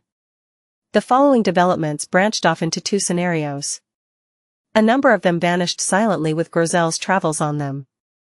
The others would accidentally or deliberately drip their blood on the cover while carrying Grozel's Travels with them before suddenly vanishing. The scene shattered and Klein opened his eyes to see the modeled table in front of him. He frowned as he made an interpretation. To enter or activate Grozel's Travels, it either needs prolonged contact with it to a certain extent, or you would need to drip one's blood onto the cover? Isn't that too simple? Perhaps, it's really that simple. In the story, the lone soldier's first appearance was as an ordinary person who didn't know mysticism. With the help of his companions, he slowly became a disciplinary paladin. Therefore, the activation method isn't too complicated. An ordinary person is able to accomplish it. A small number of researchers before this, including Vice Admiral Iceberg Edwina, were beyonders with sufficient amounts of mysticism knowledge. They knew not to rashly drip their blood, otherwise, death might occur without them even knowing it. This is akin to ordinary people using the correct form of magic mirror divination. It's very easy to provoke a powerful existence or secret existence. It's why no problems happen to them. Furthermore, Edwina keeps Grozel's Travels in the collector's room most of the time and only interacts with it occasionally. As such, it was only when she recently had a new research concept that she had prolonged contact with it, completing the condition required to activate the book. Yes, even Rhodes only knew that there's something strange with the book. Many of the past owners had vanished, and it's suspected to have something to do with the Dragons and City of Miracles, Liveseed. This means that Grozel's travels will interfere with its surroundings when being activated, therefore, most of the collectors in the past do not know of its problem and had no thoughts of studying it. The owners who disappeared likely aren't limited to the ones in the story. The others might have died for all kinds of reasons, failing to leave their names in the book. Klein focused again and made another divination, hoping to obtain the method to lead Grozel's travels. This time, he saw a more tempestuous blizzard in the gray, hazy dreamscape. He saw a gigantic figure at the top of an ice peak. It was a translucent dragon who remained nearly 5 meters tall while standing on all fours. It resembled a lizard's cousin and had an ugly face with eerie blue eyes. It had a thick, powerful tail and a pair of gigantic wings covered in a skin membrane on its back. It seemed to blot out the sky simply by spreading its wings. Its scales resembled ice crystals as they swirled with a crystalline glow. It was the most beautiful and dreamy part of its entire body. Suddenly, the dragon, which resembled an ice sculpture, raised its neck and body, and it let out a terrifying roar that penetrated through the blizzard. At that moment, it reached 10 meters tall by standing up on its hind legs. King of the North. That frost dragon. Klein left the dream and tapped the armrest of the high-backed chair. His interpretation of the divination revelation was that the key to leaving Grozel's travels lay with the King of the North. Klein's initial guess was that only by helping the main lead, Grozel, accomplish his goal, slaying the frost dragon, would the story come to a complete end, opening a passageway to exit the book. However, I can also attempt to see if I can forcibly break open the barrier between the world in the book and the real world. Klein relied on his rich experience to quickly come up with an attempt. He first picked up the Black Emperor card, which was facing down, and he infused it into his spirit body. Suddenly, Klein's body was covered in black full-body armor. On his head was a heavy crown as his aura became majestic and dignified. It exuded an awe-inspiring vibe. Following that, he stirred the powers of the mysterious space above the gray fog to the limit, making them surge over like a tidal wave. Upon seeing this scene, Klein didn't hesitate to summon the sea god scepter from the junk pile before he infused his spirituality within. The blue gems on the end of the bone scepter lit up one after another, emitting a blinding luster. Countless silver bolts of lightning surfaced as they zapped about the grand palace as though they were forming a sea of lightning. Finally, Klein used the suppressive power and balance from the Black Emperor's loftiness to infuse the stirred powers into the lightning storm. Rumble. Thunder resonated above the gray fog and into the distance as thick bolts of lightning smote down, striking Grozel's travels. Blinding light enveloped the entire palace for a full 20 seconds. After everything was over, Klein looked at the target again and discovered the model table was in shambles. As for the dark brown leather book, it was completely unharmed. Only its ends curled up a little. It's far more impressive than I imagined. That's right, how can an item which can create a whole new book world be simple? I wouldn't have made a loss buying it for £8,000 back then. It can be used as a shield. It can definitely defend against attacks from saints. The only problem is its tiny size. It won't be able to shield much. Klein's thoughts raced as the bronze table was quickly restored to normal. Since there was no way to forcibly tear open the barrier between the world inside the book and the real world, he could only consider how to enter it according to the normal procedures. Get some blood, bring it up here and smear it across the cover, and then enter as a spirit body with the Blood Emperor card and Sea God Scepter? This way, I don't have to worry about encountering King of the Five Seas, Nast, as there's no way he can sense it. He won't be able to enter the world inside the book either. But the problem lies in the fact that rescuing Vice Admiral Iceberg this way will allow her to determine that Gehrman Sparrow is Hero Bandit Black Emperor. Yes, there's a more important problem. Entering with a spirit body means that the body is still in the outside world, the captain's cabin of the Golden Dream. I have no idea how time flows in the world inside the book. It might easily be a few days. That way, my body might meet with an accident since it lacks protection. I'm in unfamiliar territory as well. When the time comes, I might rescue Edwina, but I would find myself gone. That would be fun. Klein quickly rejected the idea of entering as a spirit body. He didn't trust most of the people on the Golden Dream, and he also felt wary of the strongest hunter, Anderson. His attempt to divine if it was dangerous to enter the book to rescue Edwina was met with failure. Klein thought deeply for a moment before returning to the real world. Then, he unhurriedly brought back Grozel's travels and removed the traces of the ritual. Looking out the window at the impending dusk, he walked to the captain's cabin's door, unlocked the door, and opened it. Gourmet Brew Walls, singer Orpheus, and company were all outside. None of them had left. There were even sailors who peeked their heads out from the staircase. Any clues? Brew Walls blurted out his question, but he didn't hear his voice because everyone at the door was asking the same question. Klein swept his gaze and nodded. Instantly, he heard sighs of relief, then he saw all kinds of happy and excited expressions. If I were to vanish one day, who would act like that? Klein focused his thoughts and said to Danitz, I need an assistant. With that said, he turned to walk to the desk. All right. Danitz hurriedly followed and familiarly locked the door. Is there anything you need of me? He hurriedly asked. He looked as though he could already see his captain being rescued through his hard work. Klein stood by the desk and solemnly said, what happens next will be very dangerous. Very dangerous? Danitz instinctively gritted his teeth. You might vanish or even die immediately. Klein told him the worst possible outcome. Seeing how serious the madman, Gehrman Sparrow, was, Danitz instantly understood the gravity of the situation. His heart sank as he subconsciously became frantic. What does this have to do with rescuing Captain? It's directly related, Klein answered succinctly. Danitz's expression twisted as he fell silent for 2 seconds. What will happen if nothing is done? Your captain might be left there forever, or she might die in the next second, Klein said truthfully. Danitz turned agape as he closed his mouth in silence. His eyes turned adrift for a few seconds before they focused back on Gehrman Sparrow's face.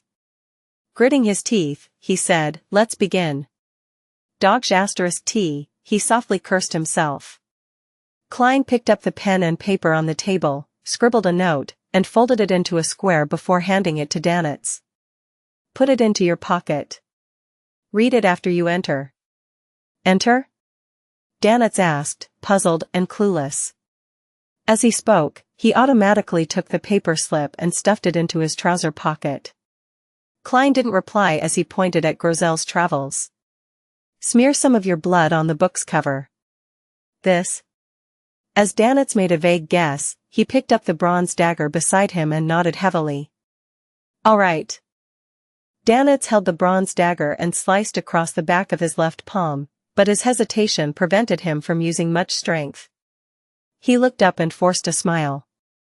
Although I've been injured many times, pain still leaves me afraid. Get to the point, Klein replied coldly. Danitz gave a hollow laugh. Haha, I'm just a little scared of pain. Just as he said that, he exerted strength with his right hand, slicing open a wound on the back of his hand with the bronze knife. The words he had said was apparently to divert his attention so that he could reconcile with the idea of pain. Blood quickly seeped out as Danitz immediately put down the dagger. He dabbed some blood on his right finger and smeared it across the dark brown cover of Grozel's travels. After finishing that, he held his breath, waiting for a change. Suddenly, he saw a snowflake the size of a goose feather. Strong winds held by his ears, and immediately, a biting chill wildly drilled into his body. Although Danitz was mentally prepared, he was still alarmed. He instinctively looked around to confirm where he was. He realized that at some point in time he had left the captain's cabin of the Golden Dream. He found himself in a land of frost wrecked by a blizzard. Due to the extreme environment, he couldn't see into the distance at all. He couldn't even tell if he was on a mountain or on a flat plain. I've really entered a strange world. Captain is here too? Danitz held up his hand to block his face, afraid that the snow would get into his eyes. He calmed himself down and recalled Gehrman Sparrow's instructions. From his pocket, he hurriedly took out a piece of paper that had been folded into a square, and he carefully unfolded it. While doing this, he was especially afraid of any accidents that could lead to the paper tearing or being blown away. That would make him lose all hope, but thankfully, none of that happened. He saw the contents written by Gehrman Sparrow. Recite the following honorific name in Hermes, but preferably in ancient Hermes. The fool that doesn't belong to this era. The mysterious ruler above the gray fog. The king of yellow and black who wields good luck. Burn this upon Chanting. This is a secret existence at the level of a deity? Due to Vice Admiral Iceberg Edwina's strict education, Danitz wasn't illiterate when it came to mysticism. He even had quite a good foundation. Looking at the piece of paper in his hand, he subconsciously drew a gasp, sucking in the cold wind and ice-cold snowflakes that left a biting cold. He immediately coughed as his expression turned twisted. He was now able to confirm one of his past theories. Gehrman Sparrow really did belong to a powerful and very secretive organization. And the organization consecrates an existence known as the Fool, a godlike existence. Indeed, such a powerful and crazy fellow can't appear out of nowhere. They don't just sprout out of the ground. Danitz tugged at his collar and tightened his clothes. Looking at the piece of paper fluttering in the wind, he wore a clear look of hesitation. He knew very well how dangerous it was to recite the name of an unknown secret existence whose intentions were unknown. It could lead to an outcome more terrifying than death. Captain is also trapped here. Furthermore, there's no way of leaving. Danitz clasped his hands and placed them before his mouth. He suddenly threw out his hands and used ancient Hermes to recite the fool's honorific name. On the Golden Dream, in the captain's cabin. With his own eyes, Klein witnessed Danitz turn illusory without any reason before disappearing. There was no longer any question about how entry into Grozel's travels could be achieved. After patiently waiting for a moment, he heard a series of illusory pleas, and it clearly came from a man. Phew, from the looks of it, Grozel's travels is unable to block out the gray fog. The world inside the book is still connected to that mysterious space. This way, even if I were to enter, I wouldn't be entirely cornered or lack any trump cards. Klein didn't hide his sigh of relief. To confirm it, he took 4 steps counterclockwise while chanting the incantation. After arriving above the gray fog, he saw the brilliance representing Danitz rippling outwards beside the fool's high-backed chair. The body and soul enter together. The world inside the book is very stable. There's no way to shatter it just by pulling the spirit body. Indeed, if it's possible, the divination from before would have received the corresponding revelation. Using the sea god scepter is too dangerous. Bestowing Danitz directly will only speed up his death. Klein half closed his eyes as he emanated his spirituality. After taking everything in for a moment, he arrived at many conclusions. He didn't delay and returned to the real world immediately. Holding the bronze dagger, he wiped away Danitz's blood on it with a piece of paper. After folding a piece of paper and putting it into his pocket, he began to consider his next move. From the looks of it, smearing blood allows direct entry. This way, I don't have to worry about my body suffering any accidents. Furthermore, I can very quickly resolve the problem. But similarly, I can't be careless. I have to be careful of any other dangers.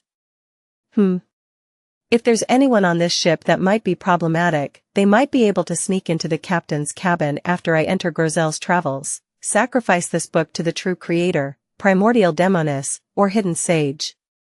I'll be in trouble then. I'll definitely suffer something worse than death.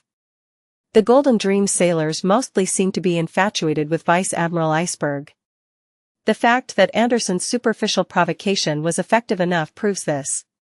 Therefore, telling them that this involves Vice Admiral Iceberg's life and getting them to watch each other so that no one enters, that will put me at ease.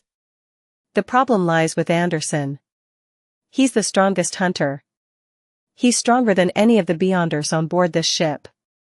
Furthermore, he's good at ambushes and infiltration. There's a small possibility that he can avoid the monitoring of others and secretly sneak into the captain's cabin. His background is still too dubious, and I have no way to really trust him. I have to think of a way to get him to enter Grozel's travels with me. Amidst his thoughts, Klein flipped through the ancient book covered in yellowish-brown goatskin. He discovered that there wasn't any new content, and the story lacked traces of Danet's existence. This is to say that one needs to successfully survive and meet up with the lead's team before they will be considered a true part of the story? That will make more pages appear? Klein made a preliminary guess as he walked to the door again and opened it. Did it succeed? Flowery Bow-Tie Jodson and Company asked. Klein shook his head and said calmly, next up will be a long ritual. No one is to enter and disrupt it, otherwise, it will lead to Edwina Edwards's disappearance forever or even her death. After informing them of the main point, he looked around and directly said, I suspect that one of you here might have problems. Everyone is to watch each other. Gourmet Brew Walls instinctively wanted to retort out of habit when he suddenly saw the captain's cabin was empty. Danetz, who had just entered, was gone. Recalling the captain's disappearance, and confirming that Gehrman Sparrow was about to attempt to save her after finding the cause of the problem, he nodded and said, I'll be in charge of this matter. And they will also monitor me. Klein didn't harp on the topic. He then turned to look at Anderson Hood, who was leaning against a wall. Come in. Anderson curled the right side of his mouth as he sked. People not in the know might think I'm your subordinate. Your attitude is basically a role model for provokers. Despite his grumbling, he straightened his back and opened his stride before entering the captain's cabin. After closing the door and locking it, Klein turned to face Anderson. Are you interested in participating in a rare adventure? You might be able to fulfill the achievement of hunting a dragon. According to his observations over the past few days, he believed that Anderson Hood was a curious and adventurous hunter. He enjoyed learning about new things and experiencing novel forms of excitement. Anderson stared at Gehrman Sparrow's face and sized him up seriously before smiling. I'm not interested. He firmly shook his head. Following that, he chuckled before Klein spoke again. I smell danger. A highly conceited, crazy, and powerful adventurer is actually inviting me to adventure together. What does this imply? It means that it's extremely troublesome and dangerous. I thought you would be interested. This is different from how you usually act. You really can rein yourself in and let go of yourself. I'll try another threat. If it doesn't work, I'll throw this fellow on a deserted island and let the Golden Dream sail off. We'll pick him up later. As a hunter, survival on a deserted island shouldn't be difficult for him. Klein quickly made up his mind as his gaze immediately turned cold. He looked at Anderson and said, I will not permit having latent risks around myself.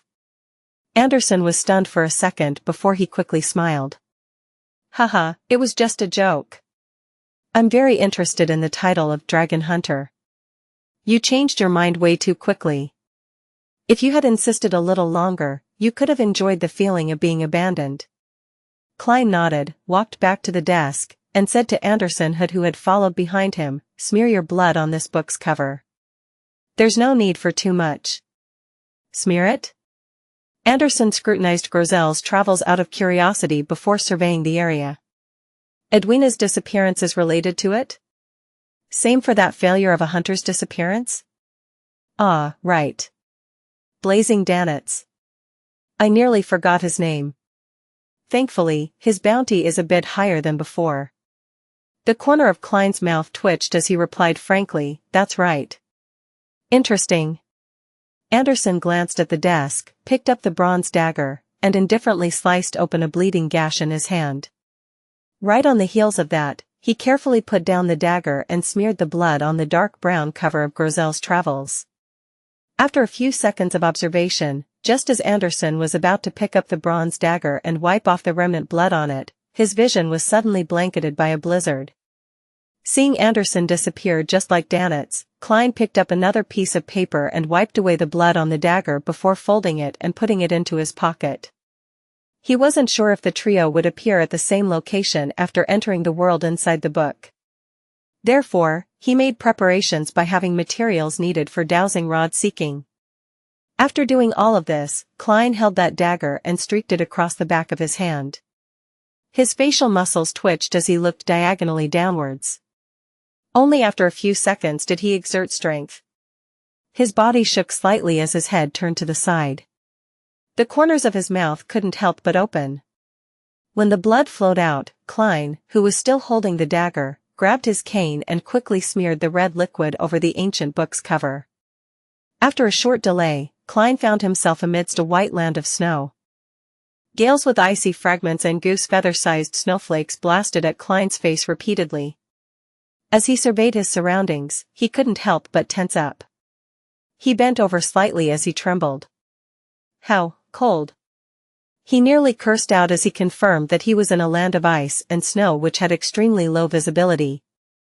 He originally imagined that the moist coldness of Backland's winter was terrifying, but he now knew that absolute low temperatures and strong winds that were as sharp as blades were a deadly combination.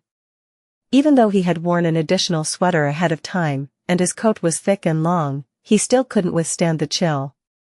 He didn't wear sun brooch because the heat generated was psychological. It could be used to resist the influence of the intense chill for a short period of time, preventing his body from turning numb.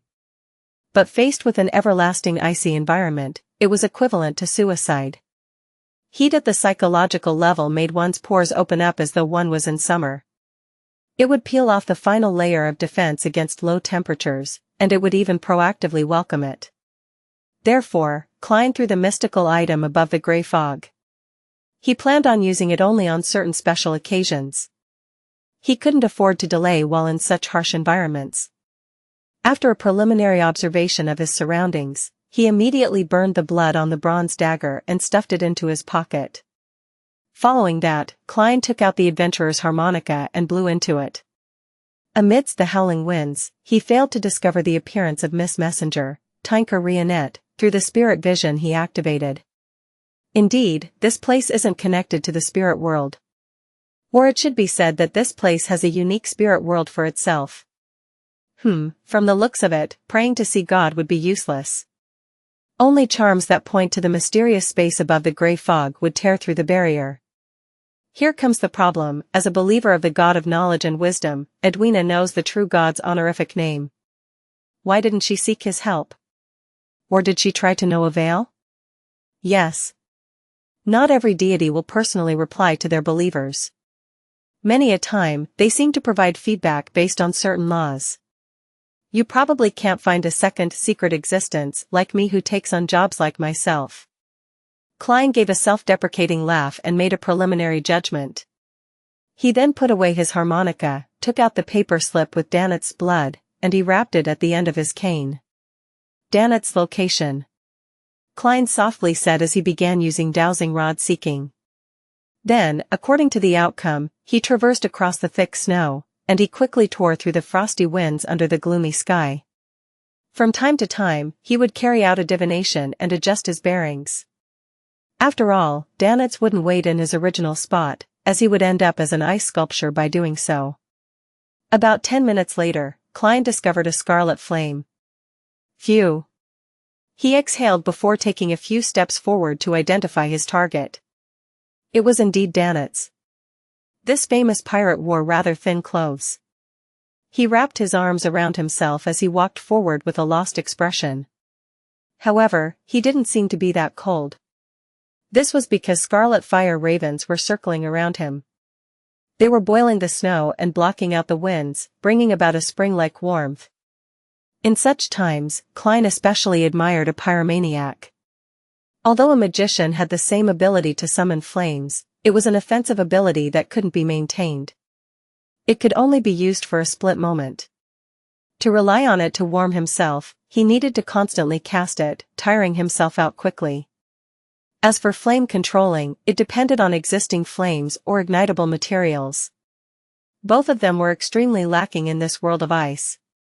As he saw the fire raven soaring into the air, Klein sped up his pace and approached. Danetz jumped in fright when he sensed someone approaching. When he saw who the newcomer was, he immediately heaved a sigh of relief. Then, with an odd expression, he forced a smile. Haha, there's no stars to be seen here. Getting lost is inevitable. Klein ignored what he said as he directly asked, have you burned it? I did. Danitz hurriedly nodded, his entire being effusing with indescribable fear. Klein observed Danitz for a few seconds and, after confirming that he wasn't lying, produced the polite smile of Gehrman Sparrow. Remember. Chanting his honorific name makes you his believer. Danitz's expression twisted as he forced a smile which looked worse than crying. I don't want to change my faith. I have no intention of believing in an unknown existence of dubious origins. He inwardly roared crazily but didn't say a word. He suspected that any retort he makes would lead to him being buried in the snow by the madman. Klein wore a smile that had hints of madness. He added with a calm tone, remember, keep it a secret. Once divulged, you and your captain will both die. What has this got to do with captain? Danitz blurted out. Klein maintained his previous expression as he smiled at Danitz. Guess?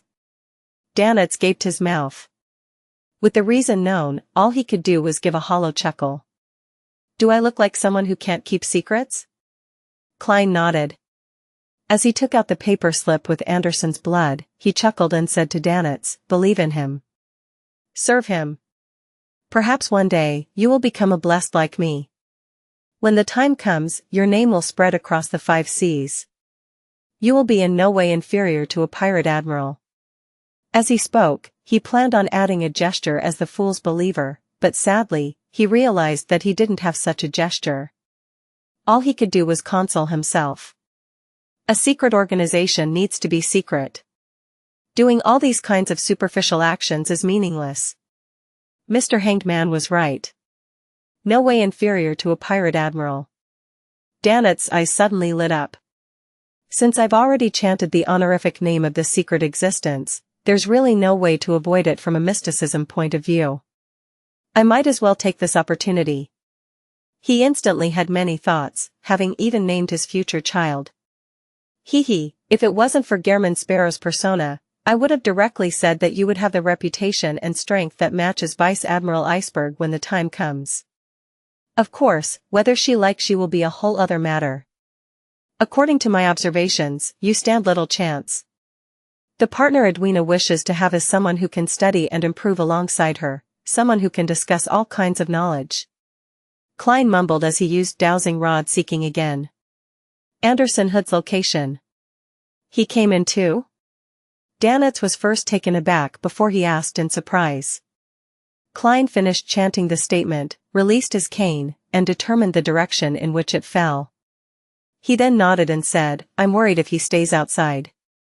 So you're also wary of Anderson Hood? Danitz couldn't hide his smile as he echoed, that's right. He's the kind of person who smiles on the surface but will stab you in the back once you turn around. His reputation in the Fog Sea is terrible. There are no pirates that like him. He even deliberately tried to sully you, making us be wary of you, to view you with animosity. If pirates were to like him, it would only mean that his title as strongest hunter isn't substantial. I heard Anderson's provocations. Klein didn't reply. He picked up his cane and proceeded through the blizzard. Danitz followed closely behind, using fire ravens to scatter the snow and block out the cold, so that they too didn't need to freeze. Not bad. Quite sensible.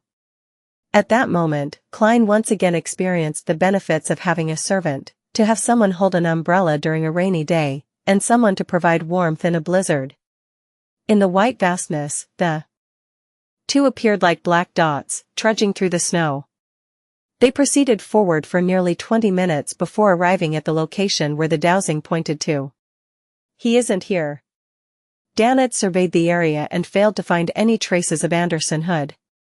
He didn't have any doubts about Gehrman Sparrow's dowsing rod seeking, because he was the last person to be found with it. Klein frowned as he activated his spirit vision and enhanced his spiritual perception. Suddenly, he sensed something. He prodded forward with his cane, causing the snow in front of him to collapse. The collapse revealed a cave. Inside it were dark rocks that were reflecting the light from a fire. Klein crouched down. In his vision, he discovered that the cave extended into a narrow passage. And at the end of the passage was a bunch of glowing red rocks. Strange underground plants were slowly burning as Anderson had sat beside it. He was leisurely roasting an animal that resembled a rabbit. The fragrance of the fats and the warmth it brought were emanating out, drilling into Klein's and Danet's noses. "You guys are finally here? Want to give it a try?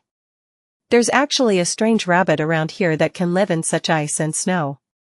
Anderson bent down, looking towards the entrance as though he was greeting companions on a camping trip with him. "Although he didn't say anything provocative, I really wished to beat him up." Klein entered the cave with a stoic expression. He came close to the fire and experienced the long-awaited bliss. Danetz followed in tow. He looked at the fire which was roasting a rabbit and then at the fire ravens beside him before silently dispelling them. "How did you find this cave?" Danetz asked in disgruntlement, unwilling to admit his inferiority, but his body betrayed him by leaning closer to the fire. Anderson turned the rabbit which was impaled with his pitch-black sword, and he shot Danetz a glance. "First lesson of being a hunter. Observe your surroundings. Be familiar with your surroundings. Make use of your surroundings." Danetz's expression immediately froze. Anderson looked at Gehrman Sparrow and chuckled. "It's a cave I blasted open. How is it? It's not bad, right? I controlled my strength perfectly." As he spoke, he took a whiff of the air and said, "How fragrant. The roasting seems to be done. Do you want to give it a try? Although I didn't bring any spices, there's rock salt here. It will just be a little astringent. Are you sure you can eat this? If it's a beyonder creature, you might lose control with just one bite," Danetz said with a tsk. Anderson glanced at him. "Second lesson of being a hunter. Distinguish what can and cannot be eaten in the wilderness." He carefully reached out his hand, pulled off a leg, and stuffed it into his mouth as he ate it with relish. Klein was just about to say something when he suddenly felt a wanton aura approach from afar. The suppressive feeling that came from a high-leveled creature appeared extremely real. It made Danetz tremble uncontrollably. The aura swept across them without noticing the strangeness of the cave beneath it. It then quickly departed. King of the North. The title flashed across Klein's mind. As the tyrannical aura flew past, high in the sky, Anderson's chewing came to a sudden halt. It was only when the entity was a distance away did he swallow the remaining rabbit meat. He looked up at Gehrman Sparrow. "That was the dragon you were talking about?" Klein nodded slightly, confirming Anderson's guess. The corners of Anderson's mouth slowly curled up, revealing an expression as though he was at a loss on whether to laugh or cry. "I thought you were talking about a mature or adolescent dragon. The one that just flew past. I probably won't be able to become a dragon hunter. Dragon feces perhaps." The tyrannical feeling that the King of the North exudes is indeed a little terrifying.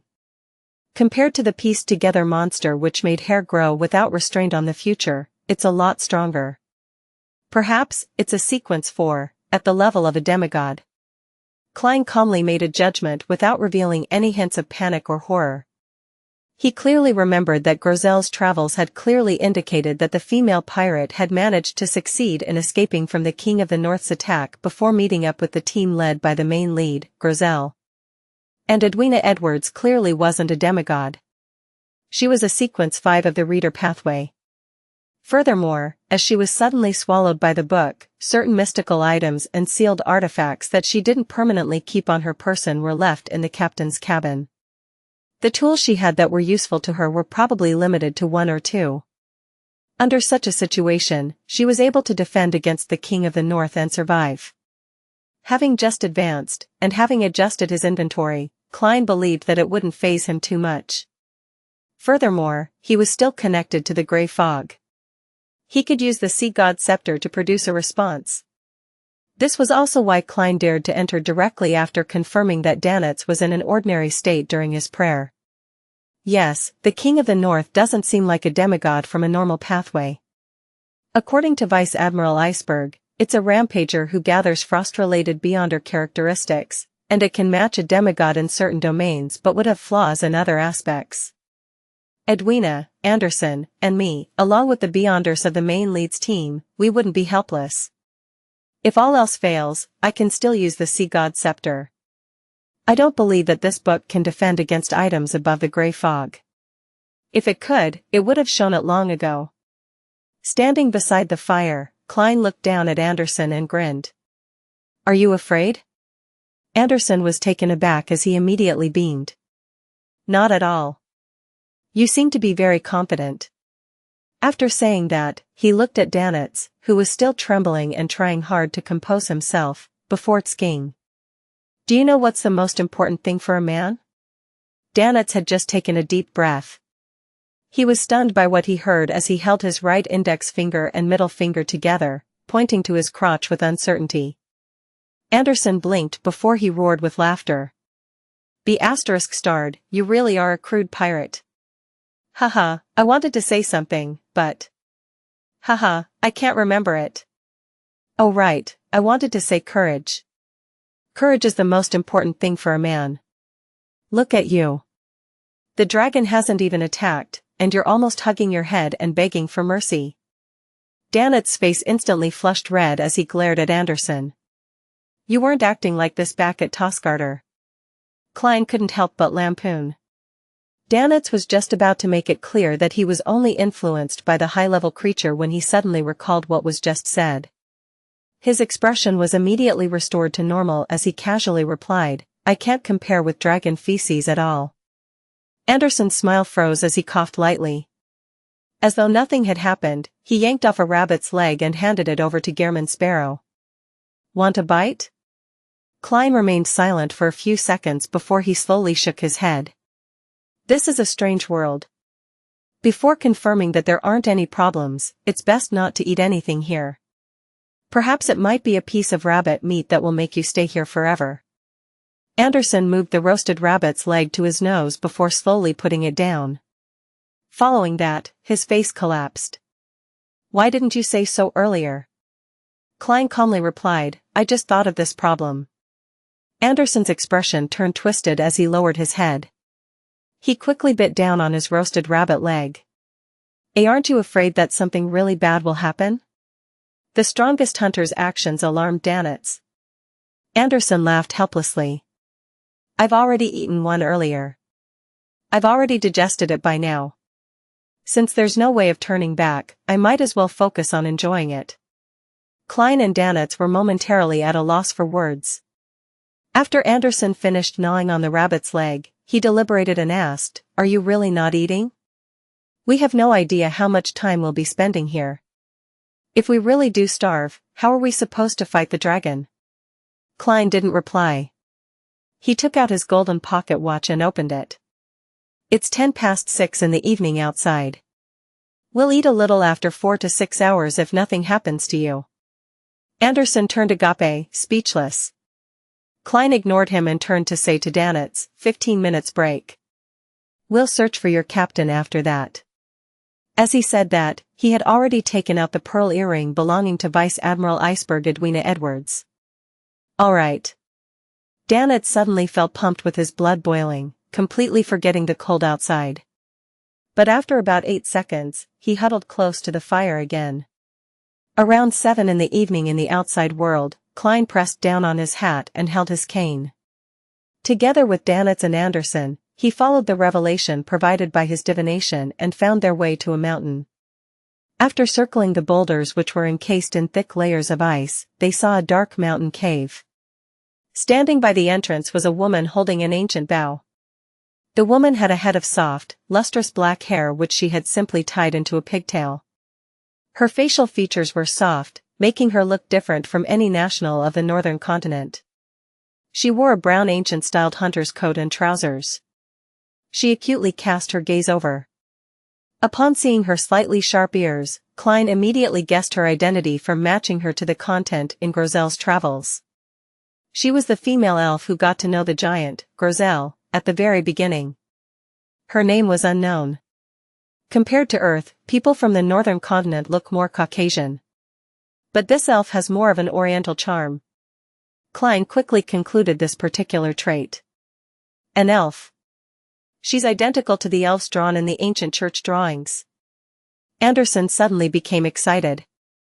I have to negotiate with her to get her to be my model so that I can draw a few portraits of her. By the side, Danitz scoffed. He mocked in a succinct manner, boorish. Clearly, he hadn't forgotten Anderson's previous mockery. Do you only know of that kind of drawing? Anderson shot a glance at him, sped up, and walked towards the female elf. Just as he approached, the female elf didn't hesitate to raise her bow. The arrow strung on it shimmered with silver lightning. Wait. Anderson immediately raised his hands. It's useless. The elves mostly belong to the storm pathway. They are prone to being irascible and rash. Klein secretly activated his spirit body threads, planning to achieve initial control over the elf in order to let her listen calmly. At this moment, Anderson saw a blur before seeing two thick, huge, muscular grayish-blue legs. Embedded in the snow was a huge, terrifying sword.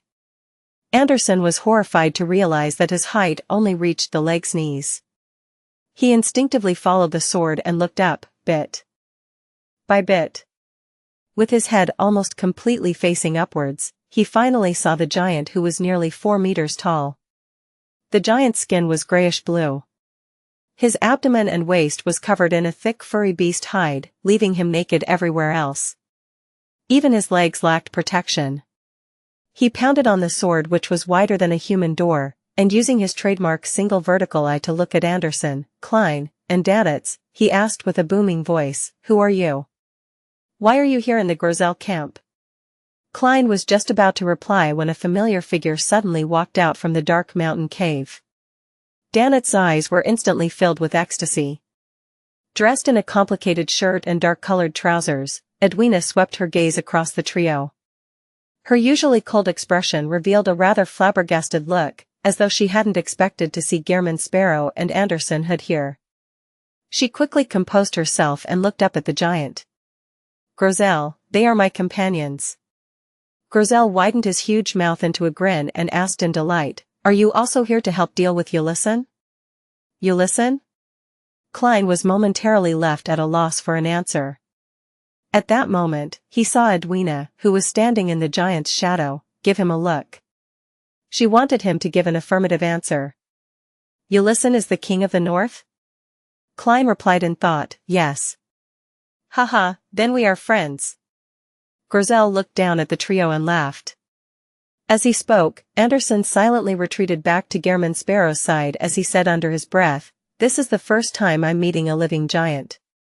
There's no way of hitting his vital spots. He's just too tall. You can hit his legs." Klein lampooned and calmly replied, "A huge target makes it easy to strike them." "That's right." Anderson agreed. At that moment, Edwina walked over and introduced the three of them.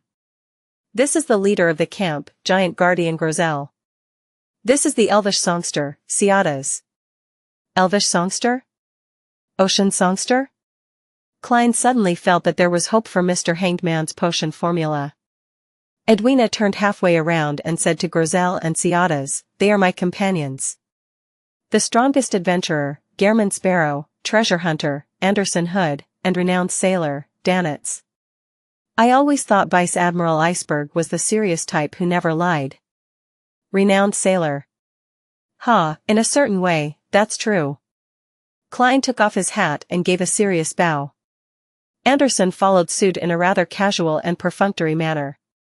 Reeling in his delight that his captain had introduced him as a companion instead of a subordinate, Danitz was slower than the others as he acted in a fluster. Grozel laughed. "Come on in. We will be fighting that evil dragon, Ulyssin, at any moment now." How warm and amiable. But be it the church's canon or the myths of the City of Silver, giants are extremely violent creatures who have a strong desire for destruction. Yes, anything is possible in a book. It all depends on whether the author can make everything flow nicely. Klein nodded slightly as he followed Grozel into the spacious cave. When Edwina saw this, she approached the trio without showing any signs of abnormal behavior. As though she was leading the way, she whispered, "The history they speak of is a little odd. Same for their language. Regardless of the language they speak, all of us can understand it. Everyone can understand each other regardless of the language used?" Klein skipped over Edwina's first sentence and focused his attention on the second sentence that didn't seem too problematic. Although this was the book world created by Grozel's travels, everything was possible, but there were certain details that still revealed problems. To Klein, he wasn't too caught up with how that they could understand each other, but the kind of method that resulted in the comprehension. This world incorporates something akin to the rule of language comprehension, or does it have a conscious residing high above everyone else, helping in the real-time translation work, just like what I do at the tarot gatherings? If it were the former, targets who don't understand Jotun will only hear an unfamiliar language, but they would understand the meaning. If it were the latter, it will be them hearing a language they're familiar with. As he knew many ancient and supernatural languages, Klein was unable to figure out the situation immediately. He slowed down his footsteps and walked alongside Danitz. He asked while suppressing his voice, "Can you tell what language Grozel was using when he was speaking?" Danitz was taken aback for a second. He recalled and said, "It's a language which sounds a little familiar yet unfamiliar, but I was able to understand everything." The supernatural languages he knew were ancient Hermes, followed by Elvish. He was only a beginner in Jotun. Yes, it's something like the rule of language comprehension. It's comprehension at the level of the mind. This means that the entire book world's fundamental rules can be different from the outside world. It's a setting that it comes with, but the changes don't seem capable of exceeding certain limits. This point remains suspect and requires verification. After all, I can't eliminate the existence of someone like the Fool, someone who completely interprets the communication via the mind. Edwina is indeed sharp and good at observing. The problem she discovered leads straight to this book world's essence. Amidst his thoughts, Klein unhurriedly entered the huge, dark cave. As for the history described by the members of the main lead's team, he wasn't the least bit surprised. He even looked forward to hearing the details. Klein long knew that the various churches and the northern continent's countries had consciously attempted to destroy or conceal information, to hide the true history of the fourth epoch, third epoch, and even the second epoch. What people knew as common knowledge actually differed from the people who used to live in those eras. This was also one of the reasons why Klein took on the risk to enter the book world. Inside the spacious and windy cave, a bonfire scattered its light and heat on three humanoid figures. One of them was a middle-aged man in an extremely Spartan white robe. He had wrinkles but didn't appear old. He had his back to the fire as he faced the stone wall with his eyes closed, focused on his prayers. He had short brown hair, and his shoulders, arms, calves, and feet were exposed, revealing all kinds of old scars. Beside him was a lad using a stone for a pillow. He donned a black, heavy full-body armor. By his hand was an erected black sword that emitted a cold shimmering light. His facial features were rather deep, giving him clear lone traits. Sitting opposite the two was a man in his 30s who was dressed strangely. He gave people a sense of unease. He wore a sharp and hard black hat, and his coat's buttons were mismatched. It was messy and chaotic, highly asymmetric and unharmonious. In addition, the tips of his leather boots curled up high, making him look like a circus clown. This man had quite a handsome face. He had flaxen-colored hair, deep brown eyes, a high nose, and thin lips. Even though he sat there, he gave off an arrogant feeling. Edwina pointed at him and said, "Solomon Empire's Viscount Mobit Zorost, a gentleman who can take away the ideals and dreams of others. You don't have to mince your words." "Hello there, I'm a Sequence 5 Dream Stealer of the Marauder Pathway," Mobit said with a chuckle. He acted nothing like the arrogance he seemed to exude. "A member of the Zorost family. The angel parasitizing Leonard's body is from this family. Perhaps they know each other?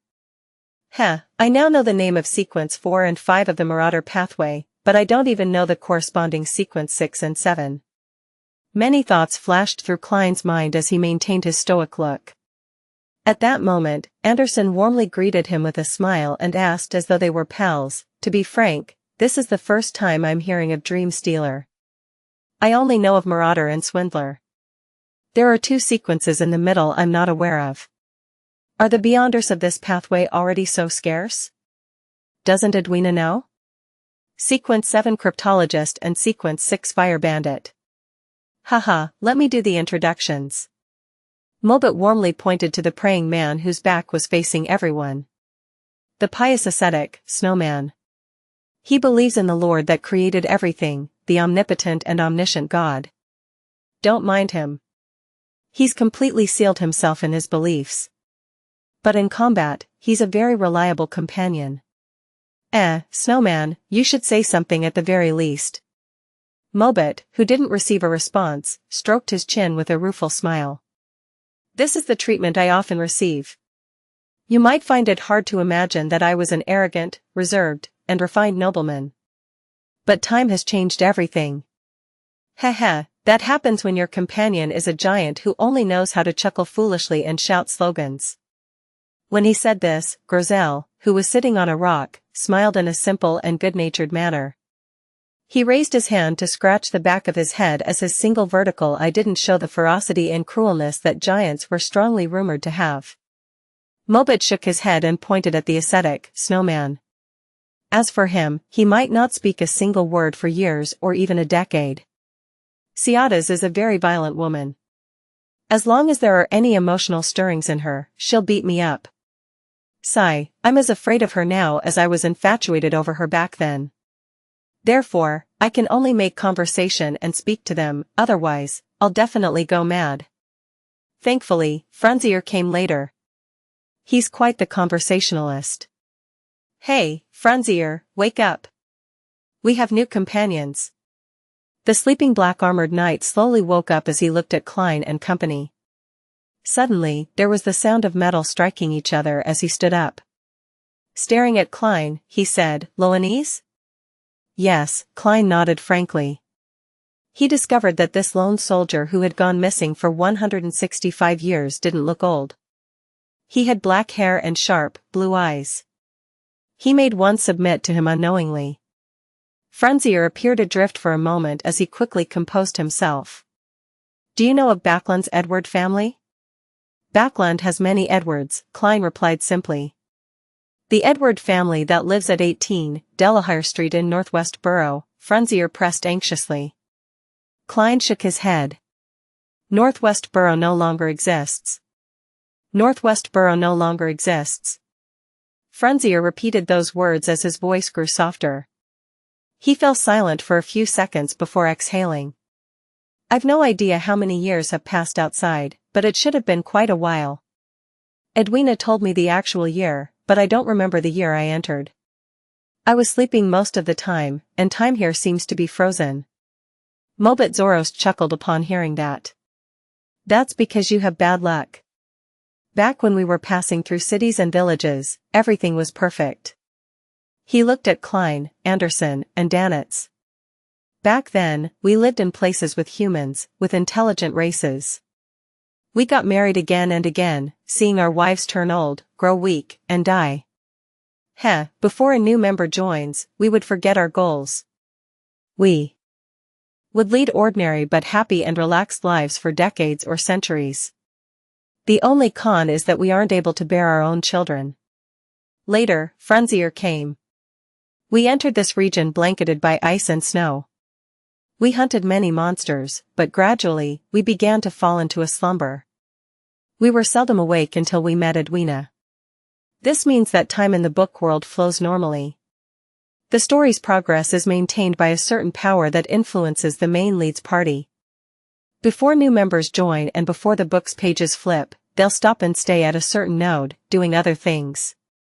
This is similar to the intertranslation of languages at the mind level. Conversely, does this also mean that towns and villages in the book world also develop normally? Yes, I have to quickly find King of the North Yulison, otherwise, with the passage of time, we might also experience that influence and fall into a slumber or forget the main quest. We'll stay here for a long period of time until a new member is swallowed into the book and finds us. Klein fell silent for a few seconds. Just as he was about to say something, Edwina said, "There's no need to worry about that problem.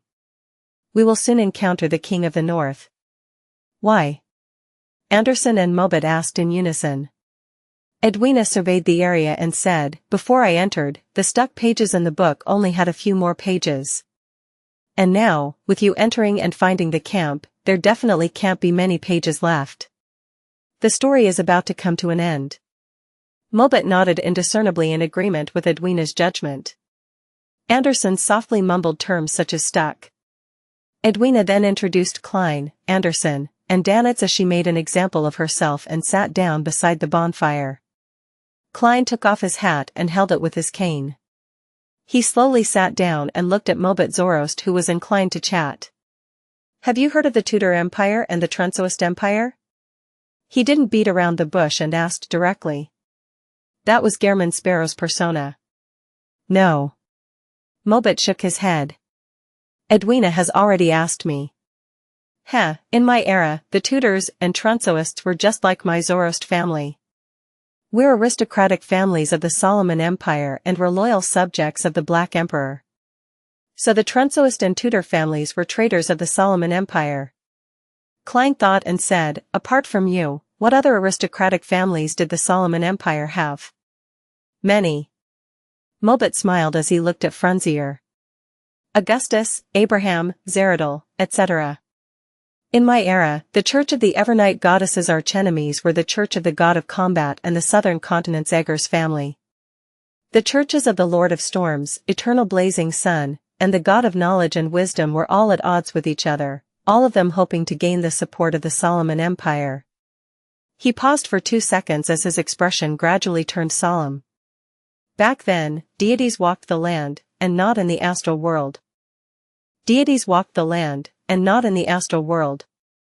In the early Fourth Epoch, during the era of the Solomon Empire, there was no distinguishing between the worlds of myth and reality. Deities directly walked the land without the need for a descent. This is somewhat similar to the Second Epoch as written in the City of Silver's books. The Giant King's Court and other locations are separated by a door in the real world. They just needed to pass through it and return the same way. Mortals and deities mixed together in the chaos and darkness. Also, the astral world really does correspond to deities." After hearing Viscount Mobit Zoroast's description, Klein instantly began connecting the dots. He subconsciously swept a glance at Grozel, as this giant was very likely someone who had experienced the history of the Second Epoch. Grozel picked up a cup larger than a wooden bucket and gulped down some melted snow as he laughed. "Mobit, what's there to be surprised about? Why are you so solemn?" "I've no idea why I became so solemn either." Bit by bit, Mobit Zoroast revealed a smile. "Haha, it might be something very normal for us, but in their eyes, it's terrifying and unbelievable. I have to use a suitable expression to describe it in order to achieve a satisfactory result. Do you still remember Frunzier's expression when we told him those stories in the very beginning? He almost knelt down to seek forgiveness from the Lord of Storms." Klein, Danitz, and company were momentarily unsure of the expression of words they should use to respond. Anderson leaned over to Gehrman Sparrow and said with a suppressed voice, "I think he has the talent to be a provoker." He appeared to be suppressing his voice, but his words could be heard by everyone present. Mobit didn't mind as he chuckled before continuing, "I know that you aren't very convinced and find it unbelievable that deities walked the lands, just like Edwina's previous reactions. I can give you 2 examples. The Chasm of Storm on Pasu Island and the Tenebrous Heaven in the Amantha Mountain Range were the divine kingdoms of the Lord of Storms and Evernight. They were divine kingdoms located on land. They were divine kingdoms separated from the real world by a mere illusory door." "Pasu Island? Isn't that where the holy altar of the Church of Storms is?" "The Amantha Mountain Range. Amantha means serenity in Hermes. This refers to a holy cathedral, the Cathedral of Serenity. When the deities no longer walked the land, their kingdoms became the headquarters of their respective churches." Klein instinctively believed that Mobit Zoroast wasn't lying as he used it to come to certain conclusions. Danitz was puzzled and horrified by what he heard. He subconsciously wanted to leave, but when he saw his captain listening attentively, Gehrman Sparrow who was in thought, and Anderson had who wore a look of interest on his face. He could only hold back his urge as he sought a better, more comfortable seating position. At that moment, the elvish songster Xiadas, who was in charge of the perimeter, walked in and said with contempt, "Do not mention that fake god. The authority of the storm only belongs to the king of us elves." Her voice was clear and beautiful, but her tone was filled with anger and irascibility. It felt as though she would raise her hands at any moment to shoot an arrow at Mobet Zorost. "Alright, I will use the words fake god." Mobet raised his hand to adjust his sharp and hard black hat. Xiadas retracted her gaze. She then said to the former lone soldier, Frunzier Edward, who wasn't a staunch believer of the Lord of Storms, "It's your turn." Frunzier raised his head a little, his expression in a trance-like state. Apparently, he hadn't noticed the conversation and argument from before. He drew the iron-black sword beside him and walked towards the cave entrance. Klein observed for a moment and took the opportunity to speak to the elf, Xiadas. "Do you know of Queen of Calamity, Kohainam?" He wasn't actually sure if Kohainam was Elf King Saniathram's subsidiary god, Queen of Calamity. His inquiry was for elvish songster Xiadas to give him the answer. Xiadas's gentle and exquisite face immediately produced a trance-like expression like Frunzier's. "I haven't heard her name in a long time. She is the queen of us elves." Mobet and Frunzier didn't even know of her existence. "Where did you encounter her? Learn of her situation?" As she spoke, Xiadas's tone became urgent. At that moment, Danitz looked at Gehrman Sparrow in surprise, reflecting over the revelation that the madman was so knowledgeable. He was even able to share a common topic of interest with an elf from ancient times. "I never expected you to be a scholar." "I really couldn't tell." "Couldn't tell at all." Anderson sighed as he shook his head. Vice Admiral Iceberg Edwina likewise cast her gaze at Klein. Her limpid blue eyes had a strong desire to learn from him. Klein answered frankly, "I've once entered a ruin belonging to Queen of Calamity Kohainam and obtained some items." "Ruin?" Xiadas ruminated over that word in a soft voice, her tone having seemingly lost something unimportant, but something that she couldn't bear to part with. From the situation inside, she might not be truly dead. After seeing Xiadas's eyes light up, Klein went straight to the point. "Do you have the Ocean Songster's potion formula? Can I use something to exchange for it?" He felt that being honest and direct with a Beyonder from the storm pathway was the best choice. Xiadas thought and said, "Use one of Her Majesty's items for the exchange. I only obtained a wine cup made of gold. It's already been crushed flat. Complicated patterns are engraved on it, with the elvish phrases Calamity and Kohainam." Klein didn't hide the truth. "I know about that cup. It was the cup Her Majesty loved the most," Xiadas said, unable to hide her excitement. "Deal. The cup is outside." Klein had no intention of heading above the grey fog in front of everyone. Xiadas nodded. "I understand. We will complete the transaction after we leave this book." Having said that, she pressed her palms together.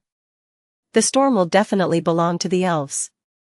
Before anyone spoke, she asked curiously, "What else did you discover there?" "Some murals depicting the elf king battling an ancient sun god." Klein shot a glance at the ascetic, snowman, who believed in the Lord that created everything, the omnipotent and omniscient God. With his back still facing the fire, the middle-aged man who was facing the stone wall finally opened his mouth. "No, he isn't the sun god. He is our Lord, the Father of all things, the great source of everything. He wasn't battling the elf king, but taking back the authority which belonged to him." Just as Snowman said that, Xiadas stood up and aimed her arrow at him. Suddenly, this elvish songster's plaited black hair flared up in violation of the laws of nature. The strands of hair were distinct and they were all swirling with silver lightning, emitting a strange deep blue luster. Just as Xiadas was about to release the arrow, a huge grayish-blue palm appeared before her, blocking the arrow tip, without any fear of being struck. It was the palm of the giant, Grozel. One of the traits of this race was its exaggerated limbs. They were so long that they appeared a little distorted. Therefore, simply by sitting there, he could stop Xiadas by extending his arm. Alright, Snowman, cut it out. As you know, Ciadas is an elf who likes to put actions before words, Grozel said to the ascetic before turning his head to the elvish songster. Ciadas, we are companions who can leave our backs to each other. We have experienced plenty of dangers together. You can retort Snowman and even beat him up, but do not attempt to harm him. As expected of the lead of the book. He's filled with positivity. But what's the difference in beating him and harming him? Klein couldn't help but mumble. Ciadas grunted and sat back down, turning the mood heavy and silent with a level of awkwardness. Giant Grozel used his single vertical eye to survey the area before chuckling. Then, I'll talk about my past. Before entering this book, I lived in the Giant King's court. I was one of the guardians of the waning forest. It's somewhere only our king can enter. Rumor has it that buried inside it are his parents, who also form the origins of us giants. The Giant King's court is formed of many parts, and the waning forest is one of them? Buried in there is the most ancient ancestor of the giants? Klein listened attentively, only wishing to ask more. To him, this was more valuable than the fourth epic's history. This was because the city of Silver's hope likely laid in the Giant King's court.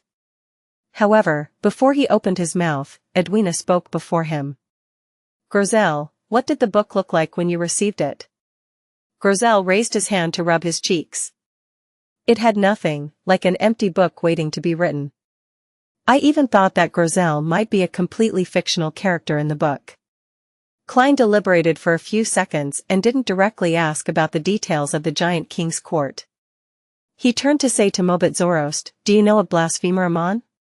Blasphemer refers to the entire family of Amon. They are the archenemies of us Zoroasts. It's said that they have a very powerful and terrifying ancestor that even Ouroboros and Medici viewed with great importance. They even feel fear towards him, but no one knows of his actual name, Mobit introduced in detail. Ouroboros, Medici? Yes, back then the true creator and Rose Redemption supported the Solomon Empire. Klein's heart stirred as he immediately asked, then, have you heard of the name Sasser? Mobit was taken aback as he slowly shook his head. Never. Dark Angel Sasser's name and title vanished after the cataclysm? It was buried? Klein confirmed a fact through this. At that moment, Snowman, who was facing the stone wall, said with a deep voice, Sasser is the Dark Angel, the leader of the kings of angels, the one closest to the Lord. I was waiting for your answer. Klein cast his gaze on the ascetic and asked in a deep voice, apart from him, Ouroboros, Medici, and Amon, what other kings of angels are there? You don't have to say out all their names. Klein was afraid that it would result in unnecessary reactions, just like the Repenter in Afternoon Town. Edwina, Anderson, and Danitz were at a loss from the very beginning. This was because the contents of the conversation between Gehrman Sparrow and the few ancient figures were things that they had never heard of. They found it unbelievable that this crazy adventurer knew so many secrets. After a few seconds of silence, Snowman said, there's also the Angel of Imagination, Attemp. Just as he said the name, the entire cave shook. The familiar and crazy tyrannical aura rapidly descended. King of the North Ylisson had arrived. Lone soldier, Frunzier Edward, who was on guard by the cave's entrance, saw a massive figure descend from the sky just as he moved. It landed on a huge boulder covered in thick layers of ice. The wings, which were covered in a membrane of skin, weren't retracted as they continued spreading outward, nearly blocking out all the surrounding light.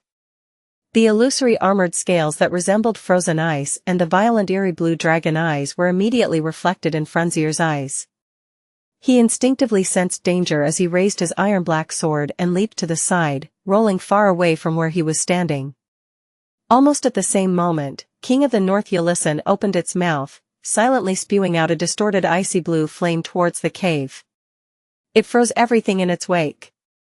Moments later, the icy blue flames produced a tidal wave formed from illusory light as they surged into the dark cave, sealing everything it passed in ice. The words Angel of Imagination, Attemp were still flashing across Klein's mind as he couldn't help but recall Emperor Rosel's description of the Twilight Hermit Order. Their mission was to revive the original creator, and they had a high sequence beyonder of the spectator pathway among their ranks, or even the uniqueness.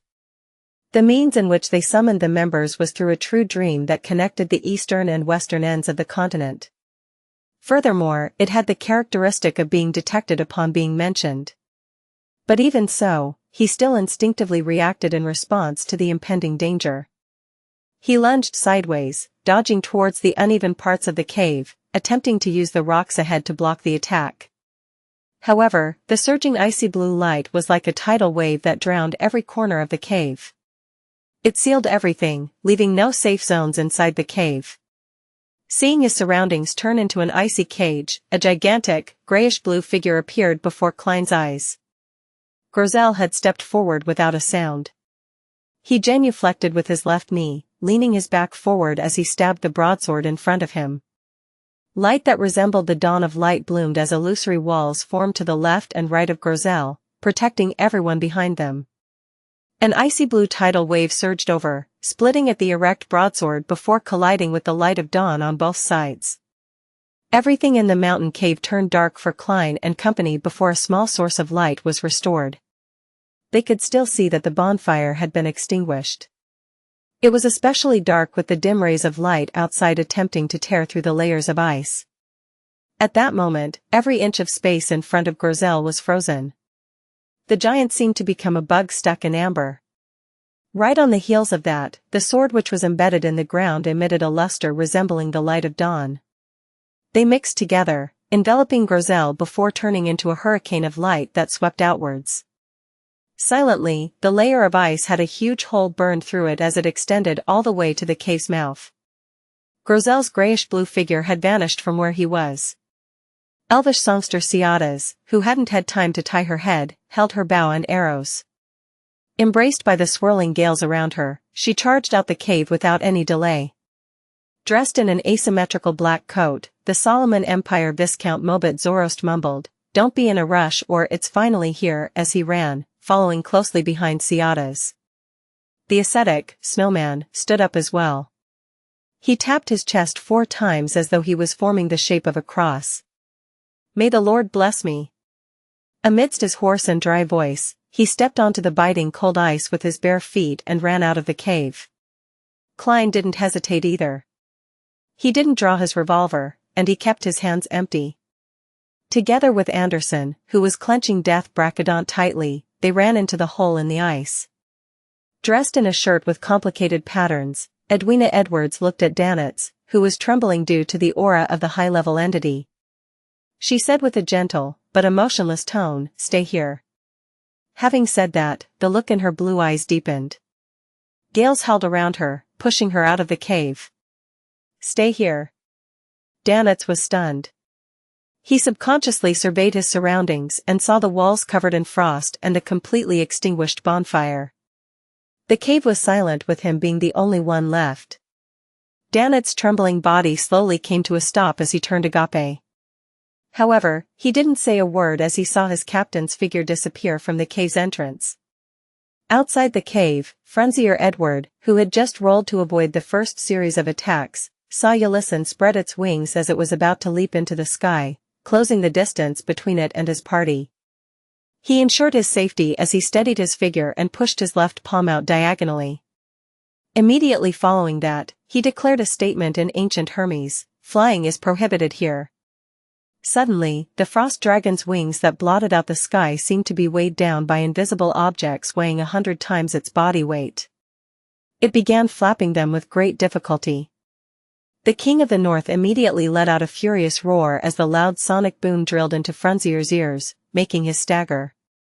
With a whoosh, the pair of wings finally managed to flap, stirring up the snow and frost around it into the air. Although it was difficult on Ulysson's part, it eventually managed to fly. At that moment, disciplinary paladin Frenzier's expression turned solemn. He said a sentence constructed in ancient Hermes once again, "Violators will be punished." Just as he said that, his figure leaped up at a speed which was faster than Ulyson, as though he had been augmented by some unknown power. Ding! Frenzier extended his body in midair as he brandished the iron-black sword in hand, striking down at the King of the North's neck with his posture speaking great certainty of a hit. A clear crack appeared on the crystalline armor plates as it spread slightly, however, this failed to make Ylison bleed. The frost dragon didn't even feel the pain as its eerie blue eyes locked onto Frunzier, its expression cruel and tyrannical. It then lifted up its front claws while Frunzier remained in midair without any means of dodging. At that critical moment, a hurricane blew over, pushing the black-armored disciplinary paladin away, causing Ylison's strike to swipe at air. Its strike caused an explosive boom despite the miss. Elvish songster Ciadas didn't hesitate to take action once she rushed out the cave, saving Frunzier immediately. Immediately following that, her hair flared up in violation of the laws of nature. They were distinct with swirling lightning bolts. She aimed her arrow at the large but slow, flying target in the sky, King of the North, before firmly pulling back the arrow. The sky turned dark, as though dark clouds had gathered as lightning bounced through them. Unable to fly smoothly due to the disciplinary paladin's influence, Ylison suddenly pulled back its wings, swooping down at Ciadas like a high-speed train. At that moment, a grayish-blue figure that left one feeling safe had appeared in front of the King of the North's trajectory. Grozel genuflected once again, plunging the broadsword, which was unusable by human hands, in front of himself. Dawn-like light surfaced, forming an invisible, impenetrable wall. Boom! The collision between the frost dragon and Grozel was like a terrifying explosion. It shattered the layers of ice around them, pushing them outwards. Grozel failed to keep his footing firm as he flew out like a ball, tumbling past Ciadas before slamming loudly into the mountain wall. A huge amount of snow and ice stalactites crashed from above, nearly causing an avalanche. As for Ylison, it wasn't sent retreating. It remained standing in its original spot. Having had its swooping attack interrupted, its hind legs were in the ground as its body leaned forward. It shook its neck before aiming its open mouth at Ciadas. The Solomon Empire's noble, Mobit Zorost, had long arrived beside Ciadas. Upon seeing this, he hurriedly extended his right hand and rapidly turned his wrist. Ylison forgot what it was doing despite having its mouth completely open. It stood there in a daze without continuing its attack. Suddenly, Mobit turned his head and spit to the side. Pooey! The spit was ordinary without any special traits to it. Seizing this opportunity, Snowman, the ascetic who came out, raised his arms as though he was embracing God's grace. Then, he said to the elvish songster in ancient Hermes, "God says it's effective." With a sizzling sound, the flashes of lightning surrounding Ciadas brightened greatly as they surged out, entangling with the arrow. She released her grip as an arrow shot out. Boom! Dark clouds gathered in the air as a thick bolt of lightning smote down, augmenting that arrow. The arrow turned completely silver, as though it was shot from the god of lightning.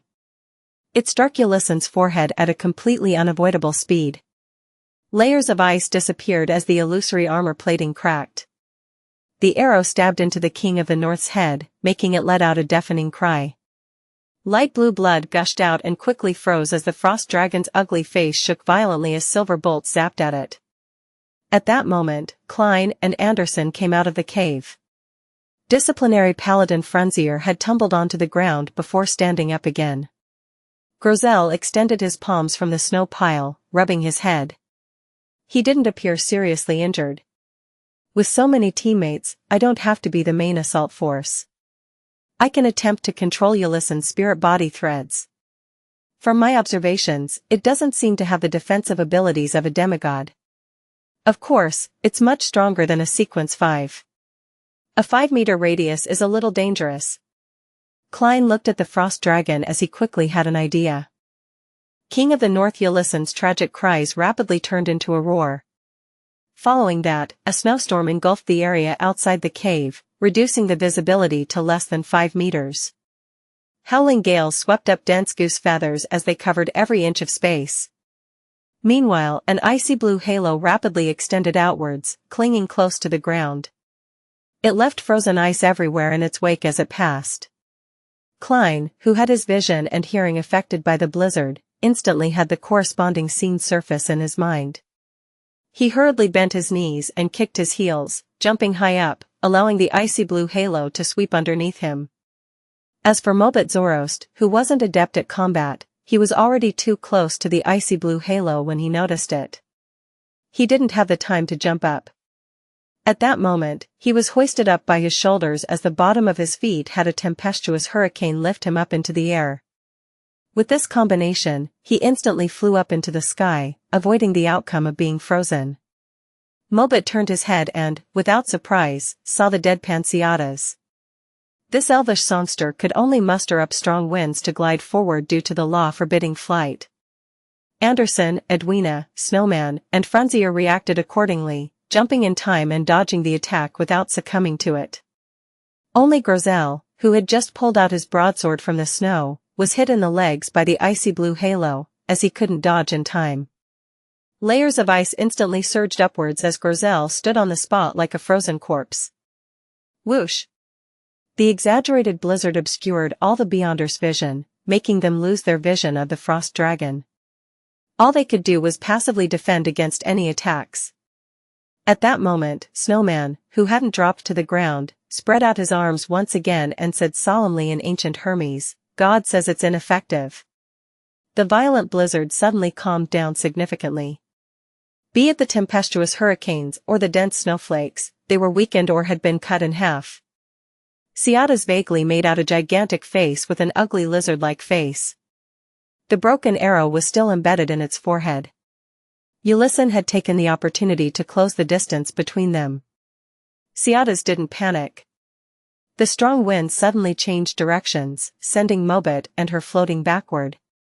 Meanwhile, her chilled, pale lips opened as she sang in ancient and abstruse Elvish, "The rocks are destined to be shattered by the waves. The trees are destined to be struck down by the winds. The mountains are destined to crumble by the lightning." As every word in Elvish was rich and filled with meaning, the constructed sentences were extremely succinct. Therefore, the lyrics didn't waste too much of Xiadas's time. Furthermore, from the moment the first word was spoken and from the beginning of the beautiful and forceful rhythm, the winds in the blizzard began to experience changes. The howling sounds of wind turned chaotic as it spread out in every direction. Ulysses' massive figure once again appeared before Klein and company's eyes.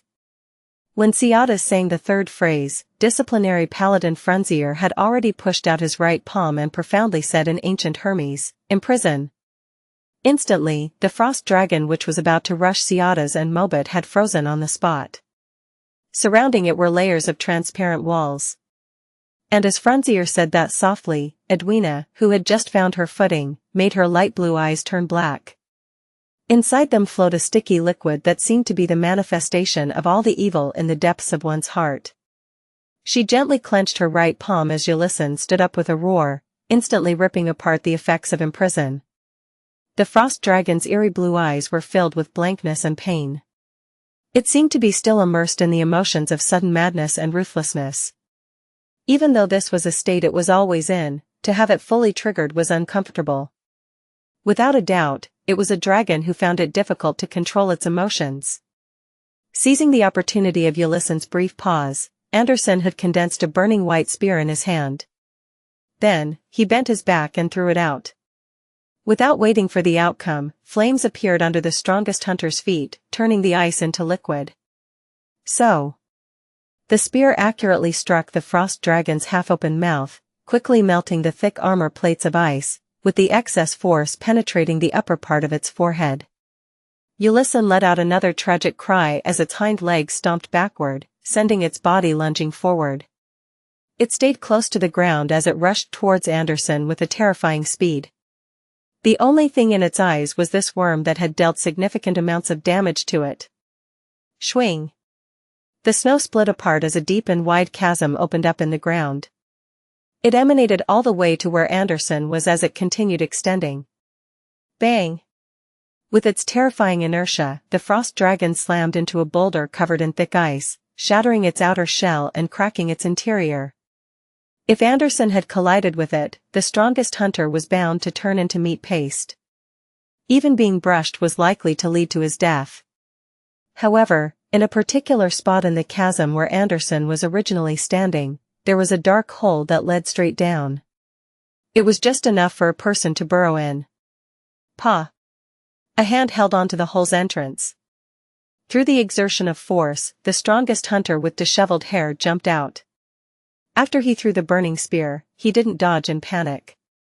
Instead, he directly used his Beyonder powers to melt the snow beneath his feet, and he burned the underlying soil. Silently, he created a hole that wasn't too deep. Following that, he sank himself into it by crouching, perfectly dodging the King of the North's charge. At that moment, a pure beam of light descended and struck Grosel, quickly melting the ice encasing him. Snowman had used an offensive blow to remove the restrictions placed on the giant guardian. With the explosive light of dawn, Grosel raised his broadsword and charged to the frost dragon with wide strides before cleaving down wildly. Bang! Bang! Bang! Grosel was only a meter shorter than Ulyssen's non-humanoid form. His strength was equally ridiculous. As he clashed repeatedly with Ulyssen's front claws, occasionally wavering and retreating at times, he quickly recovered by taking a step forward and engaged his opponent. With the giant guardian occupying the frost dragon's attention, the others reacted accordingly with relative composure. Snowman maintained his spread arms as a sun-like halo appeared around him. It quickly spread outwards, warming up all his companions and giving them immense courage. Furthermore, he carefully ensured that it avoided the King of the North. Not far from him, Ciada's hair flared up as she drew her bowstring. She shot out arrows that appeared to be formed by wind blades or lightning.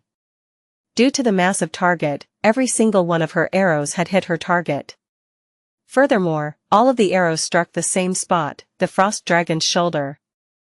Mobit Zoroast worked with Grosel, occasionally stealing the thoughts the King of the North had and was about to execute, making it pause briefly. At other times, he would attempt to steal its powers, but in the few times he didn't have any success. With the pitch-black sword, Anderson carefully circled to the frost dragon's flank and attempted to strike a particular spot. Disciplinary paladin Frunzier brandished his iron-black sword, using prohibition and imprison to aid Grosel's brawl with the frost dragon. Without his restraints, even if the giant was a guardian, he would have long been sent flying, suffering from a fatal stomp or the spewing of breath. Klein looked at Edwina and raised his hand to point at himself. Invisibility. He didn't know if she had the ability to mimic this power. If it wasn't possible, he needed to consider using other methods. Edwina didn't ask why, as her light blue and limpid eyes immediately reflected Gehrman Sparrow's body, which lost its color and turned transparent. Following that, Klein's figure became faint and vanished. After confirming his condition, Klein quickly ran towards the intense clash between the giant and the dragon. With a roll, he arrived by the King of the North's left foot. Then, as he focused on dodging Ulyssen's feet while it did battle, he emanated his spirituality to control the illusory black threads with the spirit body threads vision he had long activated. Right on the heels of that, he would roll or leap around, in search of space beneath or around the frost dragon. So. Silver lightning arrows and pure azure wind blades landed in a small region, shattering the armor plates of ice, tearing apart the resilient skin. Soon, the frost dragon's right shoulder was a swath of light blue. The corresponding claws motions also appeared to slow down indiscernibly. Disciplinary paladin Frunzier acutely noticed this point. As he dodged the icy blue breath, he pointed in that direction and declared in ancient Hermes, "Death." With a bursting sound, the blue blood flowing from Ulyssen's right shoulder instantly dried up, and the tear allowed its translucent bones to be seen. At that moment, Edwina used a palm-sized brass mirror and reflected parts of Ulyssen's body in it. She reached out her right hand and grabbed at the mirror's surface, pinching the reflection within. Then, she forcefully pulled outwards. Ulyssen's wound instantly worsened. It kept spreading as though it was about to lose one of its front claws. It let out a tragic cry as it suddenly raised its body, standing on its hind legs. Light blue light that was almost white surged out of the dragon. In 100-meter range, the temperature plummeted, followed by a fearsome force. Suddenly, all the Beyonders were sealed in ice. Their bodies became extremely cold as they turned very stiff. They couldn't help but tremble. Ciada's, Mobit, Edwina, Klein, Grosel, Anderson, and Frunzier all shared similar symptoms. The only one who barely maintained his mobility was the ascetic, Snowman, thanks to withstanding the training of being frozen countless times. He maintained his spread arms, half-closed his eyes, and solemnly said, "God loves everyone." Sunlight tore through the wind and snow as the warmth began to melt the feeling of being frozen. Bang! Ulysses sent Grosel flying with a claw, severely injuring the giant guardian by leaving a depression in his chest. It temporarily ignored the rest as it targeted Snowman, Blitz rushing him. Snowman has no one protecting him.